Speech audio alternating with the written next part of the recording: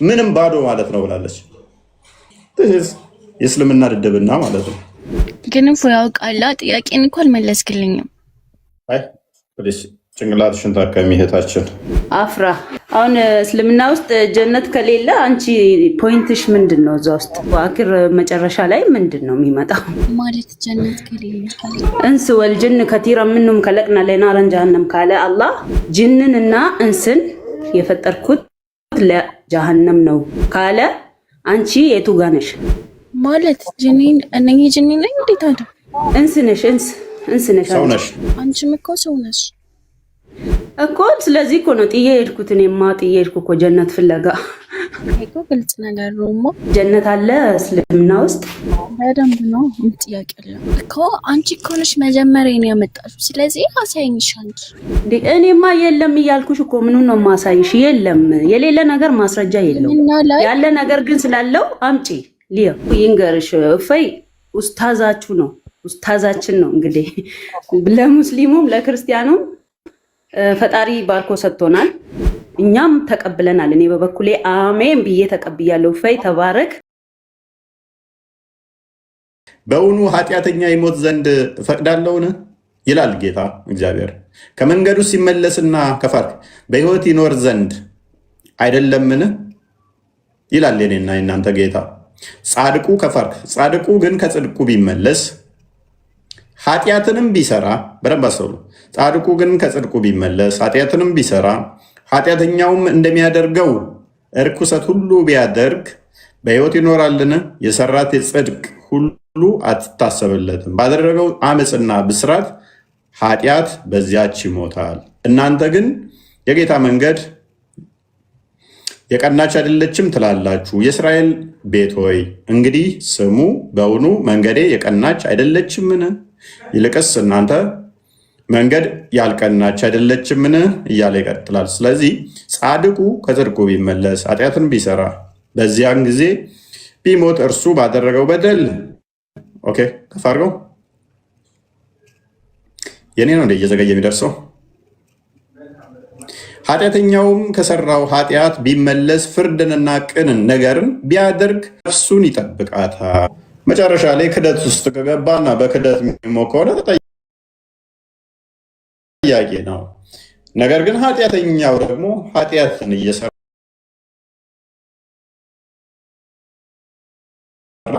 ንስሐ ከገባ ከተመለሰ እኔ ቀበለዋለሁ ይላል የኛ ጌታ። እስልምናው ጋስ ከሃዲ ከሆነ የንስሐ እድሉን ትዘጋበትና ምን በዛው እንዲቀጥል ኃጢአት እንዲጨምር ብቻ ነው ማቆየው። መጽሐፉ የኛ ምን ይላል? እማቆየ በህይወት ማኖርህ በህይወት የምንኖረው እንዳትሞት ነው፣ ኃጢአት እንዳትሰራ ነው፣ በንስሐ እንድትመለስ ነው ይላል። ሁለተኛ ጴጥሮስ ምዕራፍ 3 ቁጥር 8 አካባቢ ቼክ አድርግልኝ።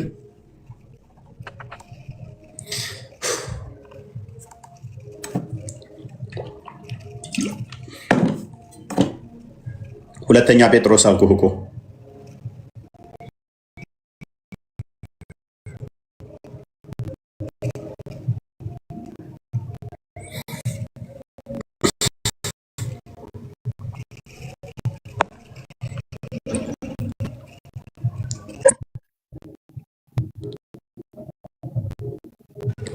ቁጥር 8 አካባቢ እናንተ ግን ወዳጆች ሆይ በጌታ ዘንድ አንድ ቀን እንደ ሺህ ዓመት ሺህም ዓመት እንደ አንድ ቀን እንደሆነ ይህ አንድ ነገር አትርሱ አለ። ጌታ ስለምን ይዘገያል? እየካዱት እየሰደቡት እንትን እያሉት ለምን ይዘገያል?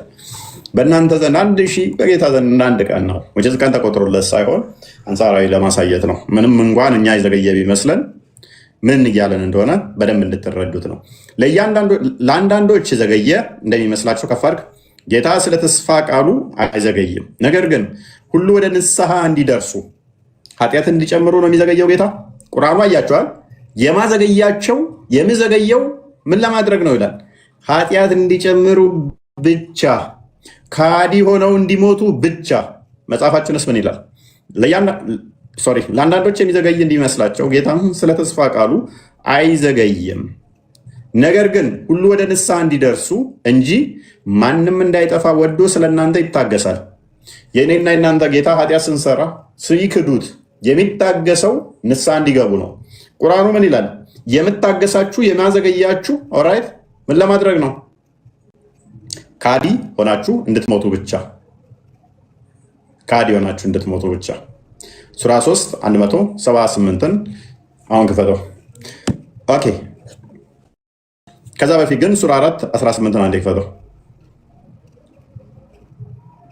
ቢንት እንኳን ደህና መጣሽ። እሺ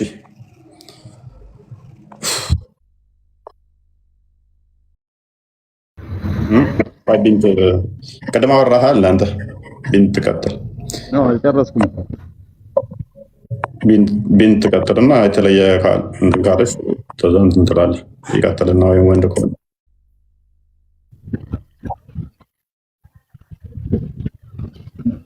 ሳይሆን ማለት ነው ኃጢአት እንዲጨምርላቸው ሳይሆን አይኖቻቸው እስከሚፈጥ ነው የሚለው ገባክ? ያኔ እስከሚሞቱ ድረስ ነው ዝም ብላቸው እንጂ ኃጢአት እስኪጨምሩ ድረስ የሚል የለም። ገባክ? ገብቼው ይባላል እስኪፈጥ አይኖቻቸው እስኪፈጥ ድረስ ነው እንጂ ኃጢአት እስኪጨምሩ ድረስ የሚል የለውም። አሁን የከፈትከው የቁርአን አንቀጽ አይኖቻቸው ወደ ነው ይፈጣው ታችን አይኖቻቸው እስኪፈጥ እስከሚሞቱ ድረስ እንጂ እስከዛ ነው እንጂ ዝም ብላቸው እንጂ ኃጢአት እስከሚጨምሩ የሚል የለም። ምንድነው ታሪው ታችን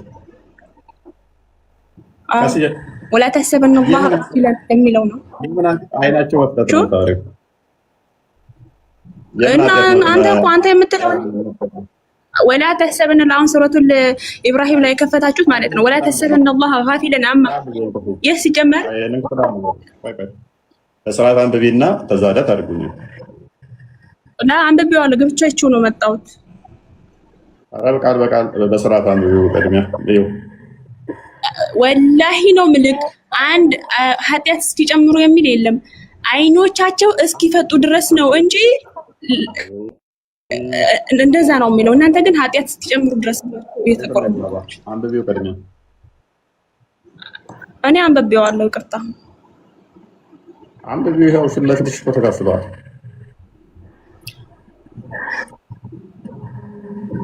الذين يموتون وهم كفار እንስሳትን ለመቀበል እነዚህ ኃጢአቶችን ለሚሰሩ አንዳችሁም ሞት በመጣ ጊዜ እኔ አሁን የሚል እነዚህ እነርሱ ከሃዲዎች ለሚሞቱ አይደለም። እነዚህ እነሱም አሳሳቢ ቅጣት ተዘጋጅቶላቸዋል። ይሄና ያሁኑ አይገናኙም። በነገራችን ላይ መጀመሪያ የከፈትከው ወላ ተህሰበነ الله غافلا የሚለው ቁርአን አንቀጽ ነው እንጂ ስለዚህኛው አይደለም። አይቼው የመጣሁት ያኛው ነው። ለምን ስለ ከነ ተፍሲር ስላለኝ ማለት ነው። ተፈተላህ እሱ የትኛው ነው? ሱራ 3 178 ማለት ነው። እኔ ይሄንን አፈሳሰብ እንዳመጣሽ ግን በዛው ትነግሪናለሽ።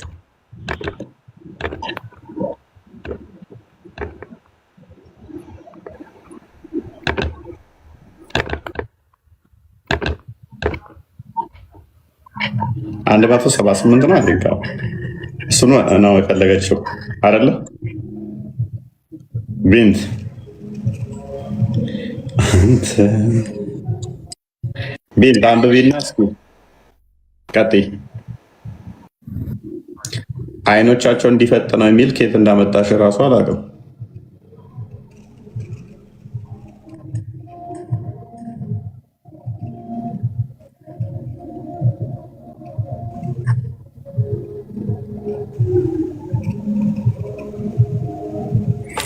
ቢንት አለሽ?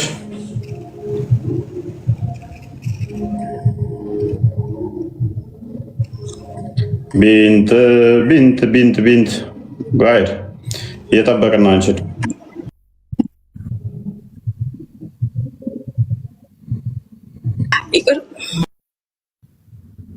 ናሽ ወጣች። አሁን ልቀጥል ልመልስልህ እና ከዛን ጠይቃለሁ። ምን አንብባ መታ ነው እህታችን? ግን አይኖቻቸው እንዲፈጥ ነው ወዴና አይናቸው የሚፈጠው ግራ ገባ። ቁርአኑ ሲከፈከዘ ከነኮ ክፍሉ ስለ አይነ ራሱ የሁራዎቹን ምናልባት አንብባው እንዳይሆን የሁራል አይኖችን አንብባው እንዳይሆን አይናቸው ጎላጎላ ያለው የሚለው ኦኬ እኔ ልቀጥል ብሮ እንጂ ክፍሉ ምንም ስለ አይን የሚያወራም አይደለም።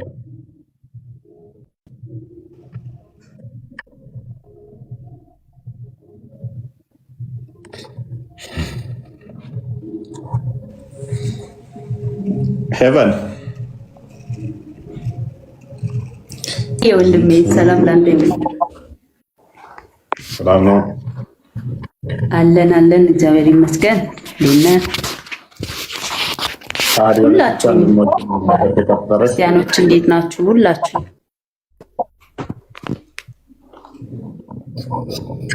ይመስገን አለን። አሁን እኔ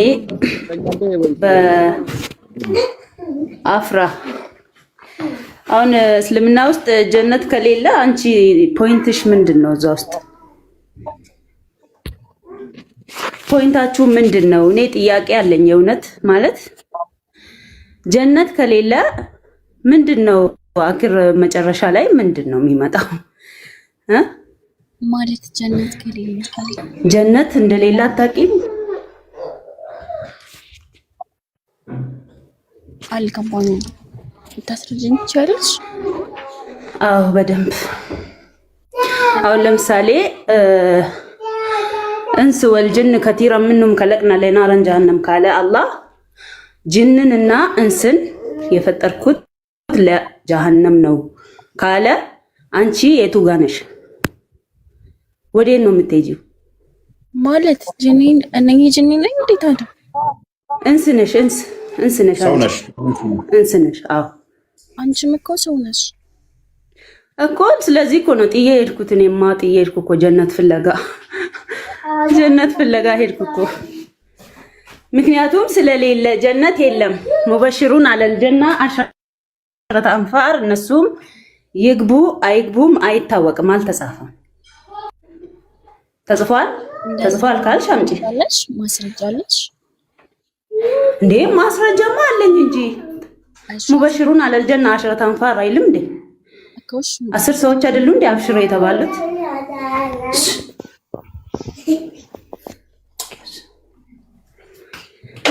እሺ እነዚህ ሰዎች ገብተዋል፣ ጀነት ገብተዋል። ሙበሽሩን አለል ጀና አሸረተ አንፋር ገብተዋሉ። እሺ ከገቡ ማን ወጥቶ ነው አንቺ የምትገቢው? አከውናት ማስረጃ ሳይኝ ኳልኩሽ እንዳምንሽ ከፈለግሽ ከሳይንስ እንዴ የምን ማስረጃ ነው? እሺ ጀነት አለ ካልሽ እሺ ጀነት አለ። የለም የሌለ ነገር ከየት አመጣለሁ እኔ? ጀነት የለም እያልኩሽ እኮ ነው። የሌለ ነገር ማስረጃ የለውም። አለ ካልሽ ደግሞ አምጪ እንጂ ማስረጃ አንቺ። አይቆ ግልጽ ነገር ነው። አይ ጀነት አለ እስልምና ውስጥ በደንብ ነው። ጥያቄ አለ። እሺ የቱ ጋር የቱ ሱራ ነው የሚለው እኮ? አንቺ እኮ ነሽ መጀመሪያ ነው ያመጣሽው። ስለዚህ አሳይኝሻል እንዴ። እኔማ የለም እያልኩሽ እኮ ምኑን ነው ማሳይሽ? የለም የሌለ ነገር ማስረጃ የለውም። ያለ ነገር ግን ስላለው አምጪ ሊዮ ነው። እዚህ ጋር እስልምና ላይ እኮ ጀነት የለም አልሻ። ስለዚህ አሳይኝ ልመንሽ እንዴ። የሌለ ነገር አለ እንዴ? አረብ ሳይ ነገራት የሌለ ነገር ማስረጃ አለው እንዴ? የለም ከተባለ የሆነ ነገር ማስረጃ ሊኖረው አይችልም። አለ ካልሽ ደግሞ አንቺ እዚህ ጋር ስላለ አሳይሽ።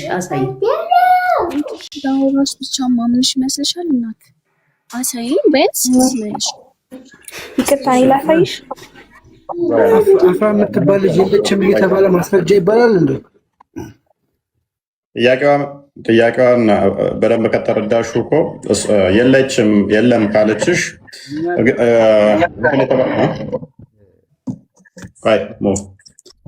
አዳም ከሰዎችም ከጅኖችም ለአጋንንት ከተፈጠሩ፣ ስለዚህ የመጀመሪያ ፐርሚስ የሰራችልሽ ምንድን ነው? ሰዎችና ጅኖችን ከሰዎችና ከጅኖች ለአጋንንት ከፈጠረ አላ ሱራ 7 አንዴ ቼክ አድርገው አብዛኞችን ተፈጠረ። ስለዚህ አፍራን አንቺ የተፈጠርሽው ለገሃነም ላለመሆንሽ ማስረጃ የለሽም። ምክንያቱም እሱ የቀደረው ስለሆነ ማለት ነው። ገና ሳትወለጂ እናትና አባትሽ ግንኙነት በሚያደርጉበት ሰዓት አላህ እያንዳንዱ ሴት ማህፀን ውስጥ መልአክ መድቧል አይደለ? ከዛ ልክ አባትየው ከእናትየዋ ጋር ግንኙነት ሲያደርግ ኦ አላህ የወንድ ልጅ ስፐርም ብለው ይነግሩታል። ከዛ የስፐርሙ ሲረጋ ኦ አላህ ረጋ ብለው ይነግሩታል። ኦ አላህ ቁራጭ ስጋ ሆነ እያሉ ይነግሩታል። ኦ አላህ ሰው ሲሆን ወንድ ይሁን ሴት ይሁን ብለው ይጠይቁታል። ከዛ ወንድ ወይም ሴት ብሎ ይላቸዋል። ከዛ አሁንም ደግሞ ነፍስ ተሰጠው በኋላ እንደዛ ካሉ በኋላ ገነት ነው የሚገባው ጋነም ብለው ደግሞ እንደዛ እንትን ይሉታል። ስለዚህ ገና ሳትወለጂን የተጻፈብሽ ማህፀን ውስጥ መላእክቶቹ እንትን ያሉት ማለት ነው። ገና እናትሽ ማህፀን ሳለሽ እነኚህን የፈጠረው ደግሞ አላህ አብዛኞቹ ለገሃነምና ለጀነት ተሆነ ማን የት እንደሆነ አይታወቅም። ገና የፈጠረውም ለዛ ብሎ ገና ሳትወለጂ ማህፀን ውስጥ ተጽፎብሻል። አያምኜ እንዲህ ብትይ አይሆንም። ያን የተጻፈብሽን መላእክቶቹ ከአላህ ጋር ተነጋግረው የወሰኑትን እዘሽ ስለምትመጪ አላህ ደግሞ አብዛኞቹን ከሰውና ከጅን ገሃነም ሞላለሁ ብሎ ኢቭን አልሞላ ብለው መጨረሻ ቡሃሪ 48 እንደሚናገረው በቃ የምትለው እሱ ራሱ ገና ሲገባባት እግሩ ሲጭንባት ነው። ተወርራችሁ አልበቃ ስትል ሱራ 1971 ደግሞ ሁላችሁም ወደ ገሃነም ወደ እሷ ወራጅ እንጂ አንዳችሁም አቀሩም ብሏል። ስለዚህ ሁልሽም ትገቢያለሽ የት ወደ ገሃነም ትወጣላችሁ የሚል ቁርአን ውስጥ አንድም የለም። ሙፈሲሮቻችሁ አይ ተቃጥላችሁ ትወጣላችሁ ቢሏችሁም ማለት ነው። ስለዚህ የእሷ ፐርሚስ እዚህ ላይ ቤዝድ ያደረገ ነው። ከጋኔንም ከሰዎችም ብዙዎችን ለገሃነም በእርግጥ ፈጠርን። ስለዚህ ለገሃነም ቃል ኪዳን ገብቷል። ምን ገሃነምን እሞላታለሁ ሲል ቃል ኪዳን ገብቷል አይደለ? እሺ እፎይ እዚህ ጋር ማለት ነው ኢየሱስ ጌታ ነው ከተባለ ጌታ ኢየሱስ ምድር ላይ ነበረ። ስለዚህ እሱን ማን እንደፈጠረው ልትነግረኝ ትችላለህ? ፈጣሪ አትደባልቂ። እኔ እኮ ማወቅ የፈለኩት ነው እማ ስሚኝ፣ እኔ ጥያቄ የፈጠረብኝ ነው። ስለዚህ ማወቅ ስለምፈልግ ነው። ይቅርታ እኔ ምን ነገር ይችላል አሁን አፍራ ነው እሺ፣ ጥያቄ ስለፈጠረብኝ ነው። ይሄ አፍራ እንዲቀልሽ በመጀመሪያ ስለ ጀነት የቱ ጋር እንደተጻፈ እንዴት መግባት እንዳለብሽ ንገሪኝ። ከዛ ስለ ኢየሱስ ክርስቶስነት ጌትነት እሱ ይንገርሽ። እፈይ ኡስታዛችሁ ነው፣ ኡስታዛችን ነው። እንግዲህ ለሙስሊሙም ለክርስቲያኑም ፈጣሪ ባርኮ ሰጥቶናል፣ እኛም ተቀብለናል። እኔ በበኩሌ አሜን ብዬ ተቀብያለሁ። እፈይ ተባረክ።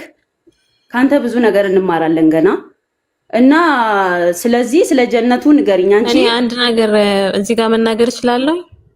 ይሄ እፎይ ቤት ነው ያለ ነው። ሰው ልጅ መጀመሪያ ጀነትን ባላ ያመነ ሁሉ እንደሚወርስ አውቃለሁ። ግን ደግሞ እሺ ክርስትና ትክክለኛ ነው ሃይማኖት ካልክ ጥያቄ የፈጠረብኝ ነገር እሺ ግልጽ አድርግልኝ። እፎይ ኦኬ ምንም ካው ማይገናኝ ነው አንቺ ጋር ላይ ገናኝ ይችላል። ግን ደግሞ እኔ ማወቅ ስለፈለኩኝ ጥያቄ ስለፈጠረብኝ መጀመሪያ ከእስልምና ውስጥ አንቺ ጀነት የቱ ጋር እንዳለ ነው በደንብ መረዳት ያለብሽ። ጀነት እንደሌለ ኡስታዞችንም ጠይቀሽ ከቁርአንም አንብበሽ ማወቅ ትቻለሽ። ከዛ በኋላ ነው መረዳት ትቻለሽ። ስለ ጌትነቱ ማወቅ ትቻለሽ። ከዛ በኋላ እሱ ራሱ ይፋ ያደርግልሻል። ስለዚህ ስለ ጀነቱ በደንብ ግን ተማሪ ነው። እሺ አፍራን ስለዚህ ግልጽ ነው። ቁርአኑን ላይ እንዳላዋጣ ገብቶሽ ወደዚህ ሸፍተት እያልሽ ነው ማለት ነው። ክርስቶስ በስጋ የመጣ ሕያው አምላክ ነው። እርሱ ሁሉን የፈጠረ ሁሉን ያስገኘ ካለመኖር ሁሉን ያመጣ ሁሉን የሰራ ያ በስጋ ተገልጧል። ያንንስ በስጋ የተገለጠው እንዴት ነው? ሁሉን የፈጠረ እሱ ነው።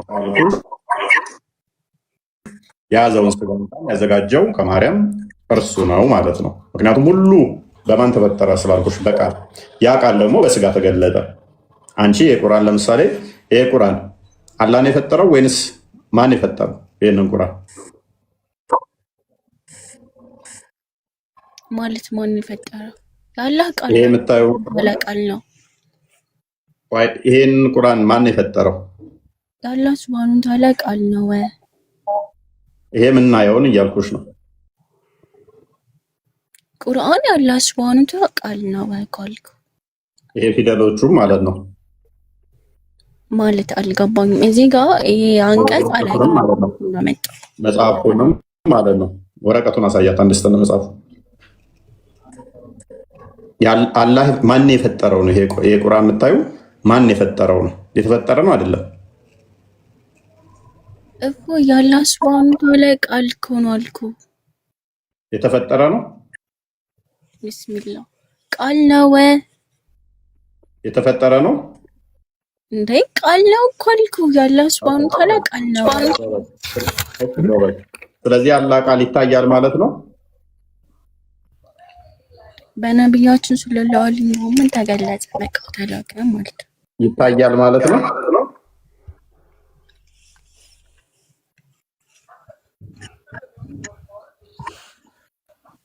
ፍጡር ያልሆነው የአላህ ቃል መታየት ይችላል እያልሽ ነው።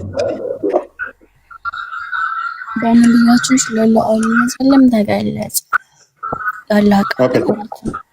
ይሄ ፍጡር አይደለም ብለሽኛል፣ የአላህ ቃል ነው ብለሽኛል። ፋይን መታየት ይችላል የአላህ ቃል በነቢዩ ወይ ነገር እኮ ለምንድን ነው የምታደክመኝ? እንኳን ያላህ ቃል እናንተ ኢየሱስ በስጋ ተገለጠ ታየ እያላችኋል እንዴ? ተረጋጉና እየገባቸው። ስለዚህ አልሐምዱሊላህ ከአንዳንድ ገባትና እናንተስ በስጋ ተገለጠ እያላችሁ አይደል እንዴ ያለች፣ እኛም እያልን ያለ ነው ይሄ ነው። አየሽ አልሐምዱሊላህ ያ አካላዊ ቃል ማይታየው ማይዳሰሰው ማይነካው እንደዚህ ወረቀት ላይ ሳይሆን የተገለጠው የኛ የአካላዊ ቃል ሁሉን የፈጠረ ሁሉን ያስገኘው በምን ተገለጠ እኛ እንላለን? በስጋ ተገለጠ። ሁሉን ፈጥሮ ሁሉን አስገኝቶ እርሱ መጨረሻ ላይ በስጋ ተገለጠ። ያ በስጋ የተገለጠው የመለኮት ሙላት በሰውነቱ ያለው በሰውነቱ የመለኮት ሙላት ሞልቶ የተገለጠው እርሱ አስቀድሞ ቃል ብቻ ነበር። የአብ የባህሪ ቃሉ ነበር። ማይታይ ማይነካ ማይዳሰስ ሁሉን የፈጠረ ነበር። ነገር ግን በሚታይ በሚዳሰስ በሚነካ በሬና ባንቺ የያዝነውን ስጋ ይዞ ተገለጠ።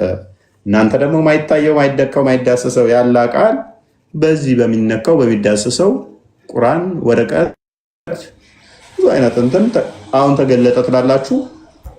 መጨረሻ ላይ ደግሞ ሱናን ኢብኑ መጃ 3781 ላይ ሰው ሆኖ ይመጣል። ይሄ ቁርአን ደግሞ እናንተ ቃሉ ይሄ ሰው ሆኖ ይመጣል በነበረበት ጊዜ ነቢያችን ሰለላሁ ነበሩ አይደል? ስለዚህ እሱ ከነሱ በኋላ ነው የተፈጠረው ነው እንዴት ነው? ምኑ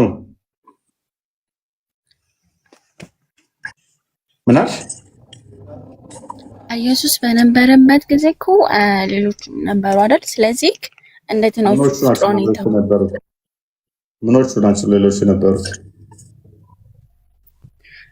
ሌሎች ነብያቶች ነበሩ። ስለዚህ እንዴት ነው እሱ ብቻው ቆይ እነማን ለምሳሌ ቆይ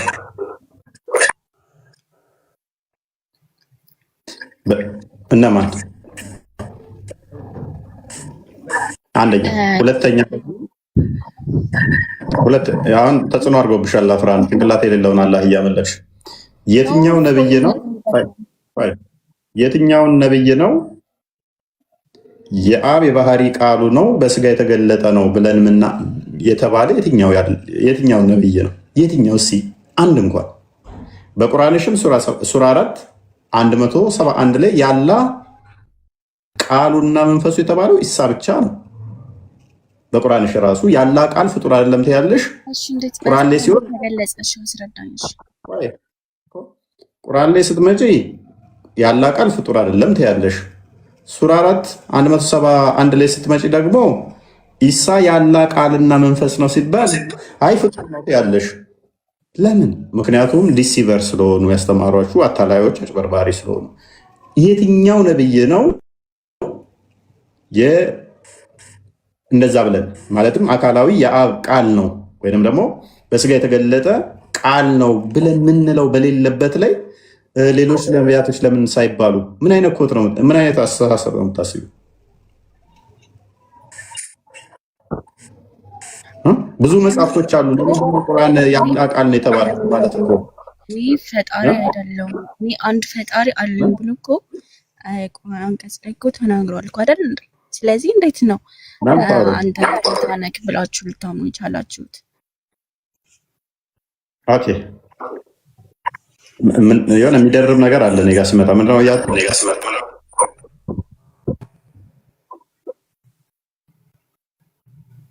ምን አልሽ?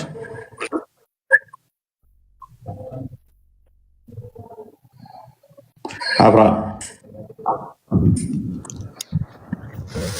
ለምን ማለት አንተ የእናንተን ጥያቄዎች ስትጠይቅ ለምንድን ነው የማትመልስላት? ምንድን ነው ያልሽው አብርሃም? እሱ እኮ መጀመሪያው አለ አይደል እኔ አንድ ፈጣሪ አለኝ እኔ ፈጣሪ አይደለሁኝም ብለዋል እኮ። ስለዚህ እንዴት ነው ፈጣሪ ብላችሁ የምንቻለው? እኔ ፈጣሪ አይደለሁም ያለበትን አንድ ጥቅስ አንቺ አንድ ጥቅስ አለ እዚህ ከኔ ጋር አሁን እዚህ ጋር አይደለም ግን አለ እንደዚህ ነው። ጭንቅላት የሌለው አላህ ጋር ነው ያለው። መቼም ያንቆራጣ ጭንቅላት የሌለውን አላህ ተመልኩ አይደለ? እሱ ጋር አለ እንዳትዪ። የት ነው ያለው? እንደዚህ አይነት ውሸት ማን ያስተማረሽ? እኮ የውሸት አይደለም። እሺ እንደዚህ የሚልክ ሆነ አይደለም። እኔ ጌታ አይደለሁም እኔ አንድ ፈጣሪ አለኝ ብሎ ተናገረም። አንቺ እሺ አንቺ እኔ ጌታ አይደለሁም ያለበትን አንቺ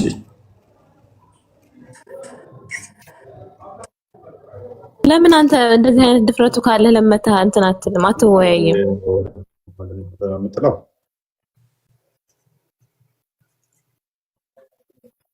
አብርሃም ምንድነው እያወራሻለሽው?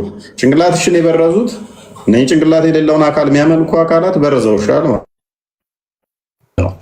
ዝም ብሎ ተረተረ ነግረውሻል። ተቀበለሽ ጭንቅላትሽን ታይም እየገደልሽብን ነው። አሁን መረጃ ካለሽ መረጃ አንቺ እዛ ዝም ብለው ተረተረት የነገሯችሁን እኛ ጋር መታችሁ እንዳታወሩ በቁርአንሽም እሺ አሳይኝ። ኢየሱስ ጌታ ነው የሚል ካለ አሳይኝ ብሎ እኔ ጌታ ነኝ ብሎ የተናገረበትን ካሳየኝ እምር እኔ ክርስቲያን ሆናለሁ ማለት ነው። እሱ የተናገረበት እኔ ጌታ ነኝ ብሎ የተናገረበት ማስረጃ አሳይኝ። ክርስቲያን ትሆኛለሽ እኔ ጌታ መሆኑን ታሳየውሽ ማለት ነው። እኔ ጌታ ነኝ ብሎ የተናገረበት ኦኬ ክፈትላት። ዮሐንስ ወንጌል ምዕራፍ 13 ቁጥር 13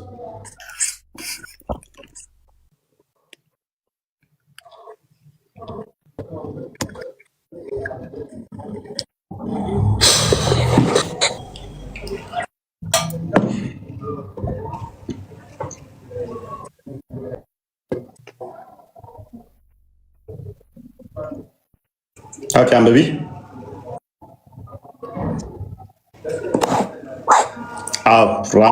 አንብቢ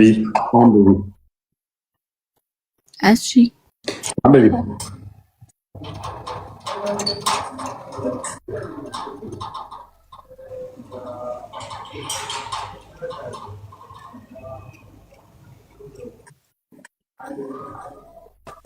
አብራ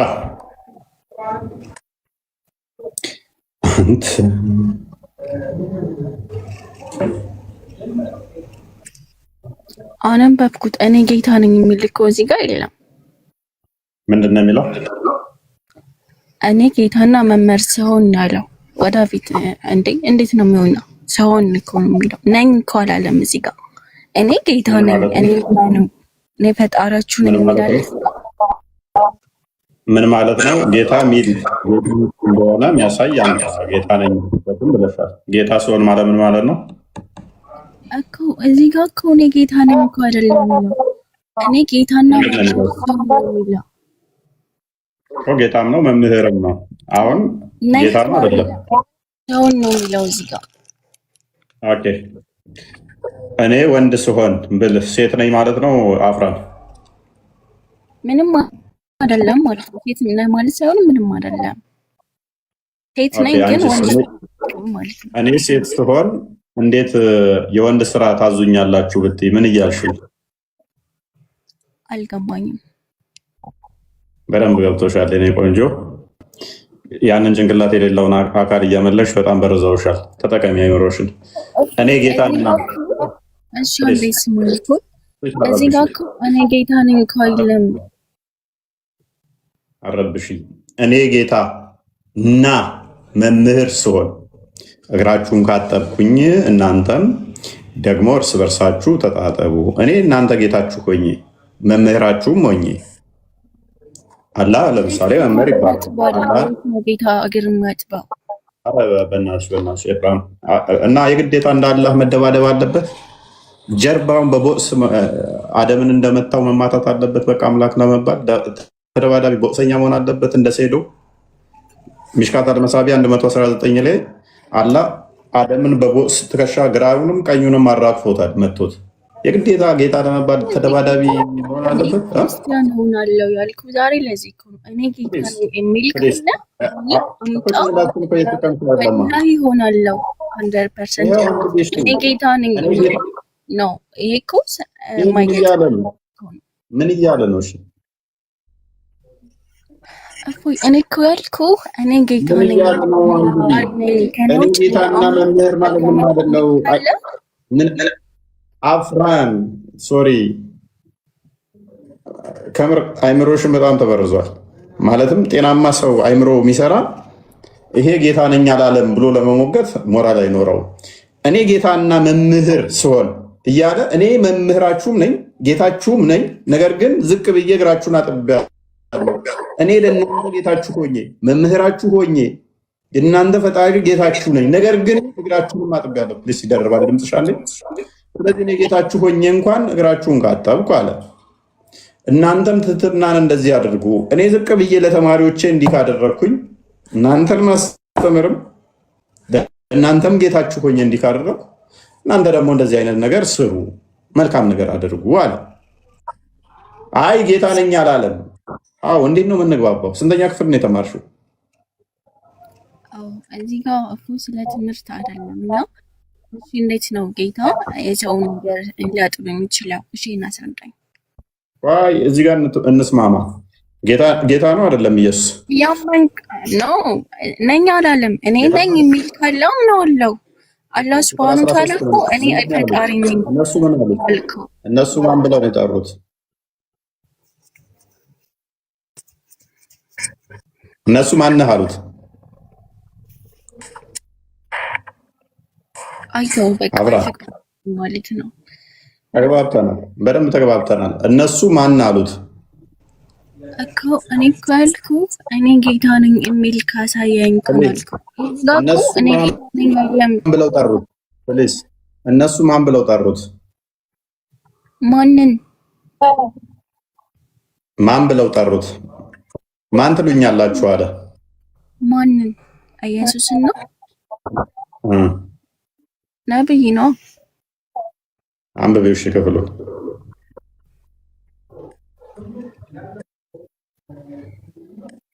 እናንተ ጌታና መምህር ትሉኛላችሁ አለ። እንዲሁም ነኝና ነኝ ማለት ምን ማለት ነው? አይደለሁም ጌታ አይደለሁም ማለት ነው።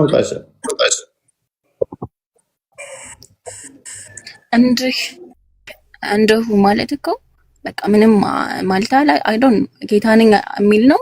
እንደው ማለት አላህ ራሱ እንደው የምር ጭንቅላት ቢኖረው ጭንቅላቱን እየወዘወዘ ይስቅበት ነበር። የኔ ተከታዮች እንደዚህ ናቸው እንደ እያለ እናንተ መምህርና ጌታ ትሉኛላችሁ እንዲሁ ነኝና መልካም ትላላችሁ። ጌታ ብላችሁ ነው የምትጠራችሁ። አመናችሁ መልካም ነው፣ ትክክል ናችሁ። እንግዲህ እኔ ጌታና መምህር ሰው እንዲሁ ነኝ አለኩ። ስለዚህ ጌታ አይደለሁም ማለት ነው። እንዲሁ ነኝና ማለት እንዲሁ ማለት ምን ማለት ነው? እንዲሁ እንደ ግልጽ እኮ ነው። እንዲሁ ማለት ጌታ ማለት ነው። ይደርባል። አማርኛ ነው ወይስ በአማርኛ ነው እየተናገርሽ ያለሽው ወይስ ሌላ ቋንቋ ነው? አፍራ ወይ አፍራ እውነቴን ነው የምልሽ። ይቅርታ አድርግልኝና እኔ በጣም ብዙ አይምሯቸው የደነቆረ ሰዎች አውቃለሁ፣ ግን እንዳንቺ አላየሁም። ደግሞ ያንቺ ደግሞ በዛ። ምን ነው እንጂ ያንቺ እንዴ ኧረ ይቅርታ በጣም እውነት በጣም ያስቃል። አንቺ ደግሞ በጣም ረዝቆ እማዬ እኮ ግልጽ ነገር እኮ ነው። እዚህ ፊት ለፊት እኮ የማነባው ነገር እኮ ነው። አሁን ለምሳሌ አንቺ የአባትሽን ስም ጠርቼ አንቺ እንዲህ ትባያለሽ ግን ስምሽ እንደዚህ ነውና ብልሽ ምንድን ነሽ አንቺ? ማን ነሽ እንዴ? ምን ጉድ ነሽ ግን? ኧረ ተይ በዚህ አንከራከር። ወይ እንደው ማለት ጌታ ማለት ነው። አፍራን ታይ ባላ ጭንቅላት ቢኖረው ነገር እንዲህ እያለ ወይኔ እኔ የሚያመልኩት እንደዚህ ናቸው ብሎ ይታዘብሻል። የምር አክቹዋሊ እሱም ምንም ትክክል ነሽ ብሎ ሊያጨበጭብ ይችላል፣ ጭንቅላት የሚወዘወዝ ስለሌለው። ኤኒዌይስ እናንተ መምህርና ጌታ ትሉኛላችሁ፣ እንዲሁ ነኝና መልካም ትላላችሁ። ምን ነኝና? ጌታና መምህር ነኝና። እንግዲህ እኔ ጌታችሁና መምህራችሁ ስሆን እግራችሁን ካጠብኩኝ እናንተ ደግሞ እርስ በርሳችሁ ትተጣጠቡ ዘንድ ይገባችኋል። ስለዚህ ዋናው መምህር ነኝና የሚል ታለሽ እዚህ ጋር አሁን መልከው ቃላት ትክክል አይደለም። እዚህ ጋር የሚል የለም። እኔ ጌታና መምህር ነኝና ትሉኛላችሁ እኮ ነው ያለው። ስለዚህ እናንተ ትሉታላችሁ፣ ጌታ ትሉታላችሁ። አዎ ልክ ነው። ግን ደግሞ ቁጥር 14 ምን ይላል? ሲሆን ነው የሚለው ነኝ። ጭራሽ ጌታ ነኝ የሚል እዚህ ጋር የለም። ሲሆን ማለት ምን ማለት ነው? እህታችን አይደለውም ማለት ነው። እንደኔ እንደዚህ ሲሆን ማለት በኢየሱስ ምን አይነት መንፈስ ነው የተጠናወታችሁ እናንተ አካላት? በስንት የማን የሚደርበው ካም በስንት እንትን ነው ማለት በምን አይነት ትምህርት ቤት ምናምን ነገር ግን ሄዳችኋል? ተምራችኋል? ግን ጌታ ሲሆን ብሏል። ጌታ አይደለም ማለት አይደል ነው ማለት እንዴት ነው እዚህ ነገር? ጌታና መምህር ሲሆን እኮ ነው የሚለው እኮ እዚህ ጋር እኮ እኔ መምህር ነኝ ወይንም ጌታ ነኝ አላለም። ሲሆን ማለት ነኝ ማለት ነው ወይስ አይደለሁም ማለት ነው? እስኪ መልሽልኝ። ለምሳሌ ተማሪ ነኝ ዶክተር ሲሆን ማለት ይኸውልህ ወደፊት በቃ ሲሆን፣ ስለዚህ ዶክተር ነች ነው የሚባለው ወይስ አይደለሽም? ተማሪ ነኝ አይደለሁም ሲሆን ማለት ወደፊት ነኝ ማለት ነው። ስለዚህ ወደፊት ገና እሆናለሁ እያለ ነው ብለሽ ነው ያሰብሽው? እንዴት ሊሆን ይችላል? ሲሆን እኮ አለው እግራችሁን አጥባችሁ አሉ። ስለዚህ አይሆንም ጌታ አይሆንም። ስለማይሆን ነው እግር አጥባለሁ ያለው። ፕሊስ እንደዛ አይደለም ክፍሉ። ማን ብለው ነው የጠሩት እነሱ? ቁጥር 13 ስላላነበብሽ ነው። ማን ብለው ነው የጠሩት? መምህርና ጌታ ደግሞ እንዲሁ ነኝና ነኝና አለው ወይንስ እሆናለሁ ወደፊት ነው ያለው? እንዲሁ ነኝና ነኝ አላለም። መምህርና ጌታ ነው እሱ ማለት ነው። ነው ጌታ ነኝና አላለም። እዚህ ጋር እንዲሁ ጌታ ነኝና አይደለም፣ መምህርም ነው ጌታም ነው እሱ። መምህርም ነኝ ጌታም ነኝ አለ። ሊያስተምረን መጣ ምድር ላይ። መምህር ነው ጌታም ነው። ምን ሆነሽ ነው? ኧረ ተይ ይሉኛላችሁ። ግን ደግሞ እኔ እንደው ነኝ አለ ጌታ አፍራ ነኝ ነው ያለው። ገና ወደፊት ሆናለሁ ነው ያለው። ነኝ አላለም። ነኝና ነው ያለው። ነኝና ማለት ምን ማለት ነው እኮ? አንብበው እንዲሁ አለ እኮ ጌታን ቢል በቃ እሺ ትክክል ነው። ግን ደግሞ እንደው ነው አፍራ እኔ ከስራ ያላችሁ ታዘቡ። አብዛኞቹ አብዮች ጭንቅላታቸው ከዚህ የተሻለ አይሆንም። ኡስታዞቻቸው ጭምር እንደዚሁ ናቸው። እንደዚሁ አንድ ዝገት ነው አይምሯቸው። በዚህ መጠን ነው በቃ በዚህ መጠን ደንቁሮ ነው ክርስትናን መረዳት የከበዳቸው። ጸሎት አድርጉላቸው። ኔስ አትፍረዱባት። በዚህ መጠን እሺ አስረዳኝ። ወላሂ ላዚም ምንም እኮ የማይመስል ነገር እኮ ነው። ሚት አድርጊ። እንዲሁ የሚለው እነሱ ለተናገሩት የገባ ቃል ነው። እናንተ እንዲህ ለማለታችሁ ትክክል ናችሁ። ምክንያቱም እኔ ምንድን ነኝና ጌታ ነኝ፣ መምህር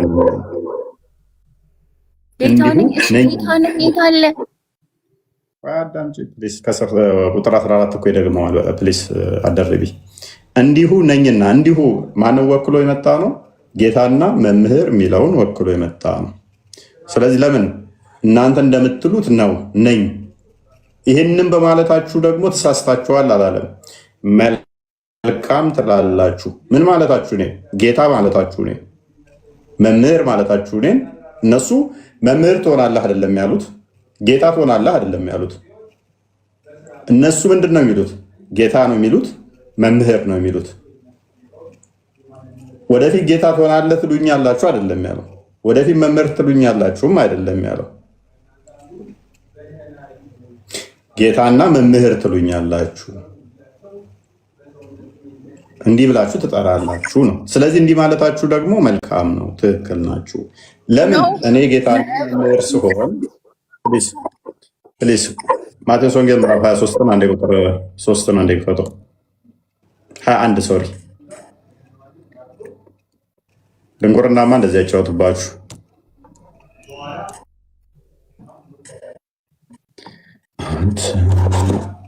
ሺህን ክፍል አንብቢው እስኪ።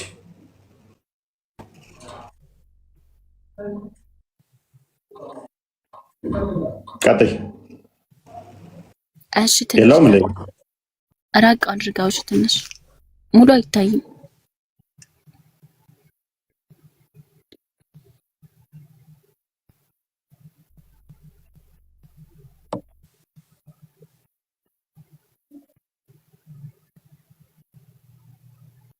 አንብቢዋ አፍራ አነበብኩት። ምንድን ነው የሚለው? ምን ይላል? ነምበር 3 ነው። ይሄው የተቀለመው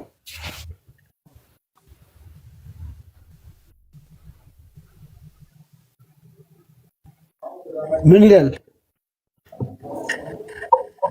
አይ ማለት የሆነ ምንድን ነው? ምን ይላል? ምን ይላል ነው ያልሽ? አንብቢልን። ምን ይላል ነው ያልሽ? ምን ብሎ ነው ያልገባሽ? እንደ የሆነ አረፍተ ምን ይላል ማለት አረፍተ ነገር የለውም። እሺ ምንድን ነው? ምንድን ነው አረፍተ ነገር የለውም? ይሄ የሚነበብ አይደል እንዴ? ኧረ በኢየሱስ ኧረ በጌታ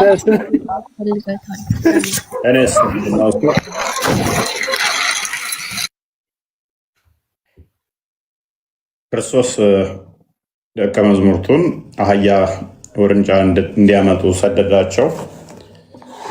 በሰደዳቸው ወቅት ላይ ባለቤቱ የአህያው ባለቤት ግን ለማን ነው ብሎ ከጠየቃችሁ ለጌታ ያስፈልጋል በሉና ንገሩት። ማን የላካቸው? ጌታ። ለማን በሉ አላቸው? ለጌታ። ስለዚህ አፍራን ጸሎት እናደርግልሻለን። በዚህ መጠን ግን አማርኛም አለማወቅ አስቸጋሪ ነው፣ ከባድ ነው። እንግሊዝኛ ትችያለሽ? ሜይ ቢ አማርኛ የሚከብድሽ ከሆነ እንግሊዝኛ ትችያለሽ? አማርኛ ከበረኝ ማለት ነኝ እና ማለት ጌታ እንግሊዝኛውን ክፈትላት በደንብ። አማርኛ ሜይ ቢ ፈርስት ቋንቋሽ ካልሆነ እንግሊዝኛውን አድርግላት።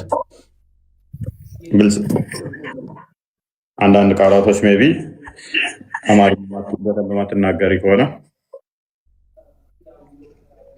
ቢኒ እንኳን ደህና መጣ። እንኳን ደህና ቆያችሁ። እንዴት ናችሁ? ሰላም ብያለሁ ሁላችሁ።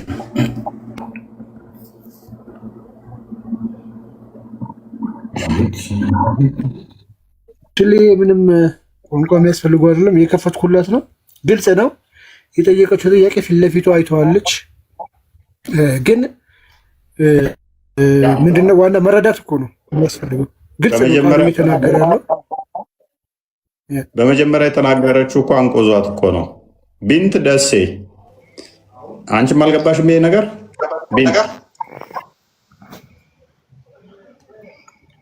ቢንት አዎ አልገባኝም። እስቲ ክፈተው። እሷም ደግሞ የምትለን እንስማ። ሁሉም ሙስሊሙ ጭንቅላት ከሆነ እኔ የምፈልገው እንደሷ ነው። ምንድን ነው እንደሷ ፈልጉ? እኔ ጌታ የልበትን ብቻ ሳይ አንብቤ እስኪ ምንድን ነው የሚለው? አይደለሁም ነው የሚለው?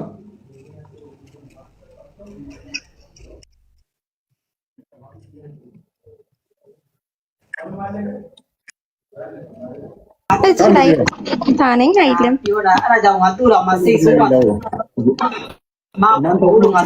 እናንተ ለካ በኢየሱስ እኔ 11 ዓመት ላይ ነበር። እነዚህ ሰዎች ካደረከበት ጸሎት ያስፈልጋቸው በዚህ መጠን ሰይጣን እየተጫወተባቸው ከሆነ እፎይ ይኸውልህ፣ እዚህ ጋር እኮ እኔ ጌታ ነኝ አላለም። ካላልኩ ወላሂ ላዚ እኔ ክርስቲያን አፍራን እስኪ አንድ ጊዜ ለመጨረሻ ጊዜ ነኝና ማለት ምን ማለት ነው? እንደው ነው ጌታ አይልም ከኋላ ጋር እንደው እንጂ ጌታ ነኝና አላለም። ነኝና ማለት ምን ማለት ነው? ነኝና ማለት በቃ ነኝ ማለት ነው። ቴንክ ዩ ነኝ ማለት ነው። ስለዚህ ከኋላ ያለው ነገር ደግሞ እንዲሁ ነው የሚለው ገባ? ጌታ ወይኔ አላለም። እንዲሁ ማለት ምን ማለት ነው? በቃ እንዲሁ ነው። በቃ ምንም ነገር ማለት ነው። ያልሆነ ነገር እንዲሁ ማለት በቃ ምንም ነገር ማለት ብቻ ነው። እንዲሁ ማለት በቃ ምንም ማለት ነው። እንዲሁ ማለት በቃ ላይክ ከምርሽ ነው። እፎይ አንተ የምሬን ነው? የምሬን ነው? ጎበዝ። እኔማ እየቀለድኩብሽ ነው። ጭንቅላት የሌለውን አካል ስታመልኪ እንደዚህ ስትዝጊ ሳይ። እሺ የምር በደንብ አስረዳኝ። እንዲሁ ማለት ምንድን ነው? አስረዳኝ። እንዲሁ ማለት ምንድን ነው? እንዲሁ ነኝና ሲል እናንተ ነኝና አይደለም እንዲሁ የሚለውን ብቻ አረፍተ ነገር ነኝና ይላል። በእናትሽ ጭንቅላትሽን ተጠቀሚ በእናትሽ እንዴ። አካሽ ስማኝ፣ እንዲሁ የሚለውን ብቻ ነው የምፈልገው። እንዲሁ ማለት ምንድን ነው ስላንተ? እንግሊዘኛውን አድርግላት ፕሊስ። እንግሊዘኛ የለም እኮ ንገረኝ። እንዲሁ አፕዴቲንግ ፈልጎ አፕዴት እያደረኩት ነው እዚህ ጋር። እንዲሁ ማለት ልንገርሽ እኔ እሺ፣ እንዲሁ ማለት እንደዛው ማለት ነው። አስቀድሞ እንደተናገረው ማለት ነው። ለምሳሌ አንድ ሰው ነኝ ካለ ወይም ሰው ከተባለ እንዲሁ ነኝና ብሎ ካለ ሰው ነኝ እያለ ነው። እንዲሁ ማለት ከፊት የተናገረው ነገር የሚያስረግጥ ማለት ነው። በደንብ አስረግጦ የሚናገር ቃል ነው። አማርኛ ካልቻልሽ አላውቅም። ምንም ማለት ነው ብላለች። እንዲሁ ማለት ቆይ ቢኒ አንዴ ማለት እሺ ምንም ማለት የት ነው የተማርሽው? እንዲሁ ማለት ምንም ማለት ነው ብለሽ ግልጽ እኮ ነው። የምን ገብቷችኋል? አውቃችሁ ይመስለኛል እንደዛ ነው። አይ ዶንት ኖ ብቻ። ስለዚህ እንዲሁ ማለት ምንም ማለት ነው እና ጌታ ነኝ ማለት ነው። እንደሆነኝ ነው ማለት ግን አለ። ቁርአንሽን ኤክስ ታደርጊልና ቁርአንን ክፈትልኝ ትንሽና ተጨቅ አንዴ ቁርአኑ ላይ ሄድባት ሱራ 8 ቁጥር 14 አንዴ ክፈተው። እንዲሁ ማለት ምንም ማለት ነው ብላለች። ሰምታችኋል? እንዲሁ ማለት ምንም ማለት ነው። እንዲሁ ማለት ምንም ማለት ነው ብላለች አለ። ሱራ 8 ቁጥር 14 ምን ይላል? ፕሊስ ሚውት አድርጊ። ምንድን ነው የከፈትከው? 8:14 28:14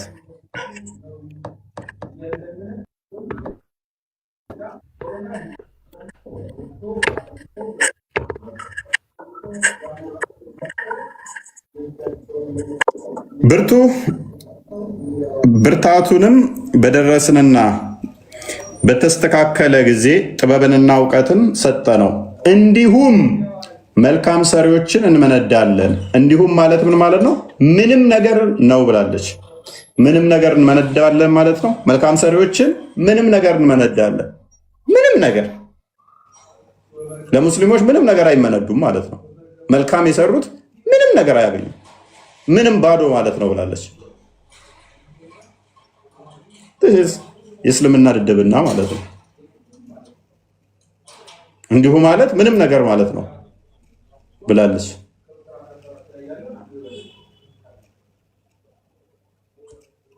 ምናልባት አሁን ማይኳን አንስታ ትመልስ አቋም ቀይራለች ወይስ እንዲሁ ማለት ባዶ ነው ትለናለች? ምን እኮ አለ እንዲሁና እንዲሁም እኮ ይለያል።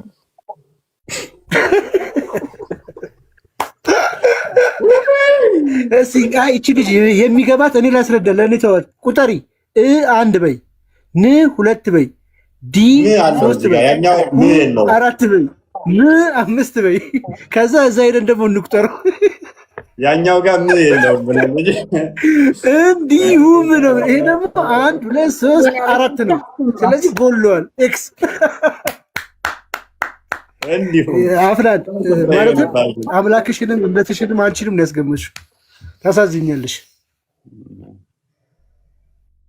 ኧረ በኢየሱስ ኧረ እንዲሁም ማለት ባዶ ነው አላለችንም? እንዲህ ምንም ነገር ማለት ነው። ኧረ እንግሊዝኛውን ክፈትላ ዴቭ። ላይክ ዋይዝ ነው የሚለው። ላይክ ዋይዝ ማለት ተመሳሳይ ማለት ነው። አማርኛው ምናልባት ትንሽ ሸፈን ካለብሽ እንዲሁም ማለት እንደተባለው ማለት ነው። እንዲሁም ነኝና ካለ አስቀድሞ የተነገረውን ነገር የሚያስረግጥ ነው። እሺ አፍራንዬ፣ አማርኛ ምናልባት ሁለተኛ ቋንቋሽ ከሆነ ወይም ደግሞ አማርኛ አንደኛ ቋንቋ ሁለተኛ ቋንቋነት ጉዳይ አይደለም። አማርኛ አረብኛው ላይ ስትሄድ ቁርአን ላይ ስትሄድ እኮ እንዲሁም እና እንዲሁ ይላል። ስለዚህ ልዩነት አለ ወደ የለውም። የቁርአኑ ትክክል ነው፣ ይሄኛው ኤክስ ነው ማለት ጀመረች። ይሄ የእውቀት ምናምን ችግር ሳይሆን ሆን ተብሎ በቃ ላለመረዳት የሚደረግ ጥረት ነው። ሆን ተብሎ እንዳይገባህ የምታደርገው ነገር ነው እንጂ እንደዛ መውሰድ የለብንም። ምክንያቱም ቁርአኑ ላይ ያለው ችግር የለውም። አይ ለብዬ ችግር የለም። ምናልባት ተመሳሳይ ፊደል ተጠቀምና ተመሳሳይ ፊደል ብትጠቀም ልታመጣ ነው። እንዲሁም የሚል ለምሳሌ አለ ማይመጣው ሱራ 7 152 ላይ እንዴት ታደርገዋለች? እንዲሁም የሚለው ተፈታው እስቲ ባዶ ብላ ትተው 7 157 ያልከኝ 152 ያልከኝ 152 7 152 እሺ ምንም ነገር ብላለች፣ ባዶ ነው ብላለች። እሺ እነዚያ ወይፈኑን አምላክ አድርገው የያዙ ከጌታቸው ዘንድ ቁጣ በቅርቢቱም ሕይወት ውርደት በእርግጥ ያገኛቸዋል። እንዲሁም ቀጣፊዎችን እንቀጣለን። እንዲሁም ማለት ምን ማለት ነው ብላለች? ምንም ማለት ነው፣ ባዶ ማለት ነው ብላለች። እዚህ ጋር እኮ እንዲሁም ነው የሚለው። ኦኬ እና ምን ማለት ነው? ዋት ኢዝ ዘ ዲፈረንስ? እንዲሁና እንዲሁም ምንድን ነው ልዩነታቸው? እሺ ሴትዮ በስርዓት እንትን እያለኝ ነው፣ ግን ፊደሉን አሁንም እንትን ያለሽ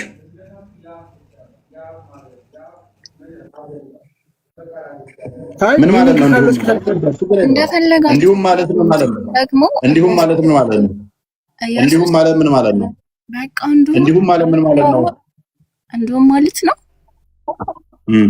እንደነበረ ለማለት ነው። እንደነበረ ማለት በቃ እንዲሁም ማለት በቃ ላይክ ምንም ማለት ነው። እንዲሁም ማለት ደግሞ በቃ እንደነበረ ነገር።